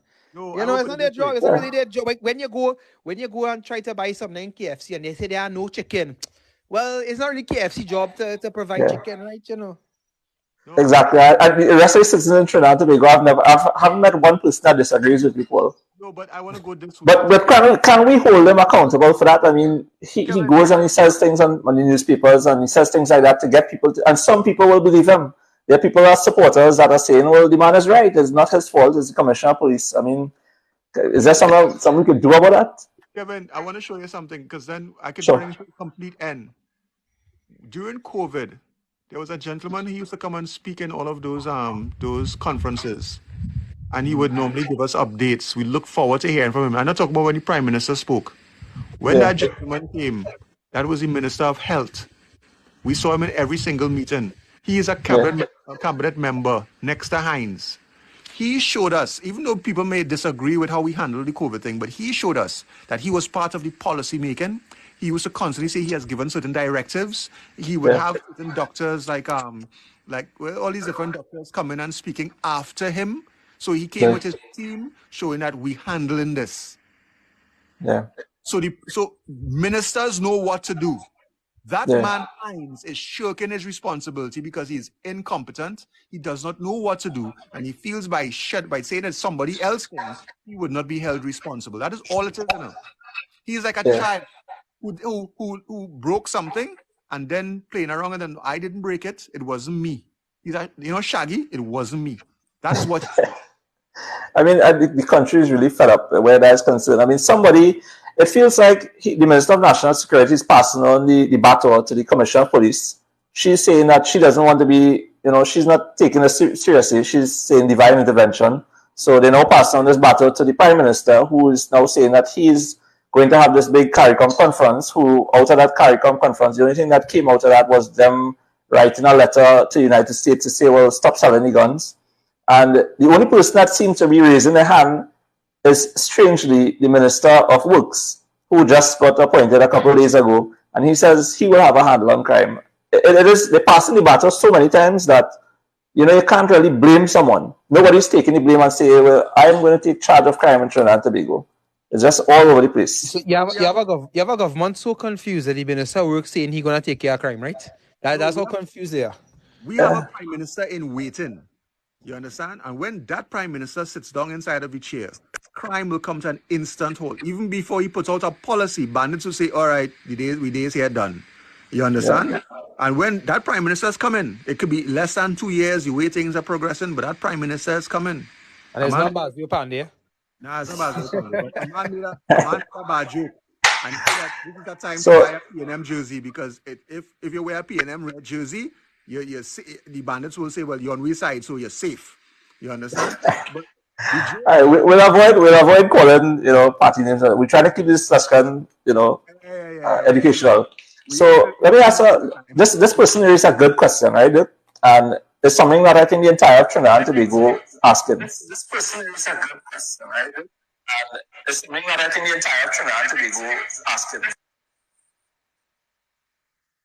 what happened Sorry, there? so this person is Curtis Smalls, and his question is, why doesn't the government bring out the regiment and set up posts in communities? In other words, why do the Army and the Coast Guard and the peripherals of the national security be more involved? Is there some sort of jurisdiction that they can't cross?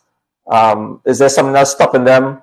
Would this trigger the event of a quote-unquote state of emergency? Like, what is preventing the army from helping the police and doing joint patrols or going into communities and helping out? Is there something that's stopping them? Absolutely nothing. Nothing is stopping them. So then really it's a better decision making. It's just the person at the top needs to do this. Correct. Is the training any different from, now we know they go through a little bit slightly different training, but is there any great difference with regards to training and how they could help in communities or assist police? Because I would think that you could have one police officer, just one, and a bunch of army security personnel, and that would be quite effective in terms of going into a community and sorting out if we had a major problem. Let me get into it. Yeah. I am a Sandhurst trained officer. I was trained in the Royal Military Academy, Sandhurst, in Dublin, England. Now, while we trained there, we as officers were trained in something called internal security, otherwise known as OOW, Operations Other Than War. In internal security operations, you're required to go in, win the hearts of minds, and provide some level of police actions in terms of patrolling, maintaining law and order, and things like that. What soldiers are not trained to do is to go in and conduct inquiries and investigations and, take statements. That's not what they do. So you have to understand that the police, the soldiers can be used to augment the manpower, so you could spread the manpower of the police even further. Yeah. But there is no political will to do it. And I recently heard something where the chief of defense staff said that soldiers are not trained to do police patrols. I don't know that to be the case at all, because I trained my soldiers to do just that when I was in the army. Now, again, Daniel, it was a Coast Guard officer who became an Air Guard officer and never served one day as a military commander or military officer. Sorry, not say military, an Army land-based officer. So maybe he does not have the experience, but he has a second in command. He has a vice chief of defense staff, Dexter Francis, who I saw laughing next to the minister and that same address you're referring to, who should have been able to advise him of same. So I don't know what happened to the military that I left, but it's not the same military of 10, 12 years ago. It's not the same military. I'm ashamed to say that it has come to the point where it is today, where the army is shirking away from responsibilities. But I guarantee you, in 2 years' time, the new prime minister, that's not going to be the case. Well said. But who is in charge of this? Like, who is in charge of saying, I want the army to assist the police? All it takes is a directive from the cabinet, from the head of the National Security Council, which is the prime minister. So the prime minister is the one that's preventing progress in Trinidad and Tobago, as he always has been. That is quite concerning. I mean, basically we have more resources than we are using right now. I thought we were simply short-staffed when it comes to police. I thought that crime was really out of control. It means that we have resources that we're not using on the ground, and then these army personnel are being paid. Let me show you something else here. The Air Guard right now don't have aircraft. They can take the Air Guard people who are currently not flying and put them to take over the guards for all of those army camps. The people who do guards in the army camps can now be used to put into patrols and doing operations in hotspot areas with the police. So there's manpower. But they don't want to do it. That is the problem right here. So we are paying tax-paying dollars to have people sitting down and doing absolutely nothing. But while our brothers and sisters are dying all over the place. Yeah, but I'm still. Is there some sort of implication? Because I can't imagine the prime minister would have access to all of these resources and not using them, especially at a time when he's reaching out to people of different, ministers of different islands and having big meetings and, saying there's a health issue and stuff. We have resources. Like any reason that he's not using them, or would that confer a different message to society that we don't have our stuff under control? No, let me refer to something. Somebody just said in the group. IATF Operation Anaconda. It has been done, tested. IATF still exists. So there's nothing. There's already a template for putting officers, military officers on the streets. There's already a template. It is political will that does not exist. That is all it is. There's no reason. There's no legal justification. There's no stopgap. There's nothing. It is that they don't want to do it. I am of the opinion that once crime gets higher and higher, somebody is benefiting financially. But would he have to declare a state of emergency to use that to help Trinidad and Tobago to use the army personnel, or not really? No, he Absolutely doesn't. not. No, he doesn't. A state of emergency basically puts the defense force in charge of law enforcement or some responsibilities of law enforcement. I'll summon it up to the basics. All right. But you don't have to do that. The Army's role in the Act says aid to the civil power, which means that it can be deployed to work with the police. We have done this in the past. You went for Carnival, you see joint patrols. For Christmas, you see joint patrols. How come all of a sudden joint patrols is a no-no? What in law change? Nothing. It's Exactly. political. But I just find it hard to believe that the country is going through such a big disaster. You have a collapsing Ministry of National Security and you have resources. My impression was that we have exhausted all our resources and there was simply nothing that could be done. But I'm learning the entire arm that occupies a third of the national security that is not being used. I find At no cost to us.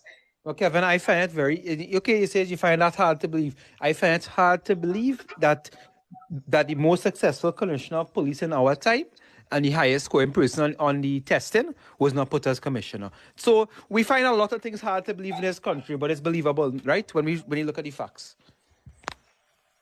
How does that work, right? Because I can't imagine a situation where you have a commissioner of police writing some exams. Let's say 6 people. I think it was 6, if I'm not mistaken. Nah, And all right. Well, let's give a number. Let's say X amount of people applying for the commissioner of police position, right? Mm-hmm. You want to make it as objective as possible. But yes, sir, we have somebody from number 6 placing first. Like, how does that make it? You want to make it as objective as possible because you're trying to make sense out of nonsense. Yeah, I can't make sense out of that, so I can't comment on that one. Yeah, but I mean, it doesn't make sense. If you have a number 6 placing first, it removes the merit of selecting. You're trying to make sense. You're trying to make sense. That's your problem. If that was a common interest exam, what we would have said?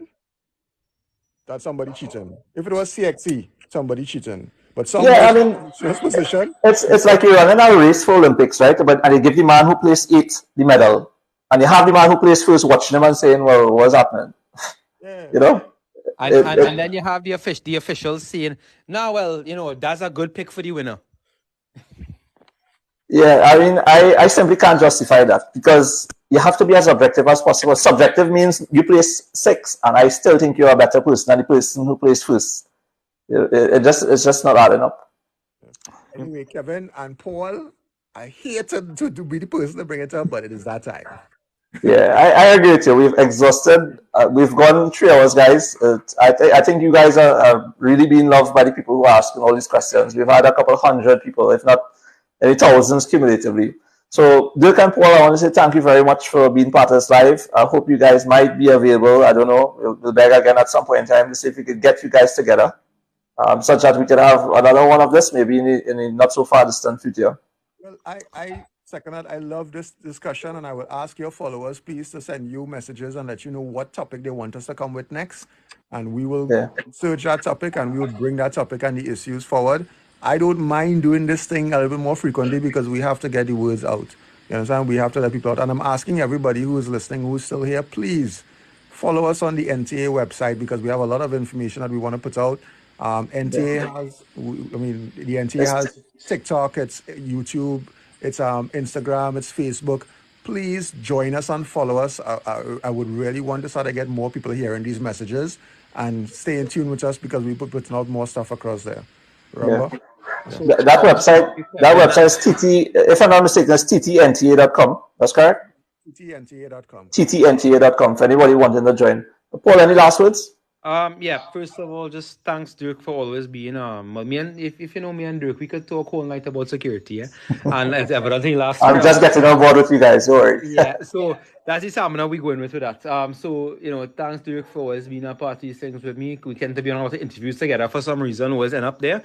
Always a pleasure. Kevin, thank you for having me on your wonderful program. I know it's a very popular program, so I'm very honored to be involved in it. And I'm very willing to jump in with you all whenever you all have me. We'll definitely look forward to having you guys again. So do have a safe night, and to all the viewers and followers there, thank you for joining us. And we will have much more of this type of lives coming up, as well as I'll try to invite some more people from different genres to not just national security, but any issues that we have in. apart from my personal life that I do ever so often, I will try to get specialists just like these guys. These guys are at the top of their field. I don't think you get any more qualified than them. So thank you guys and good night. See you again. Take care. Have a good night, everyone.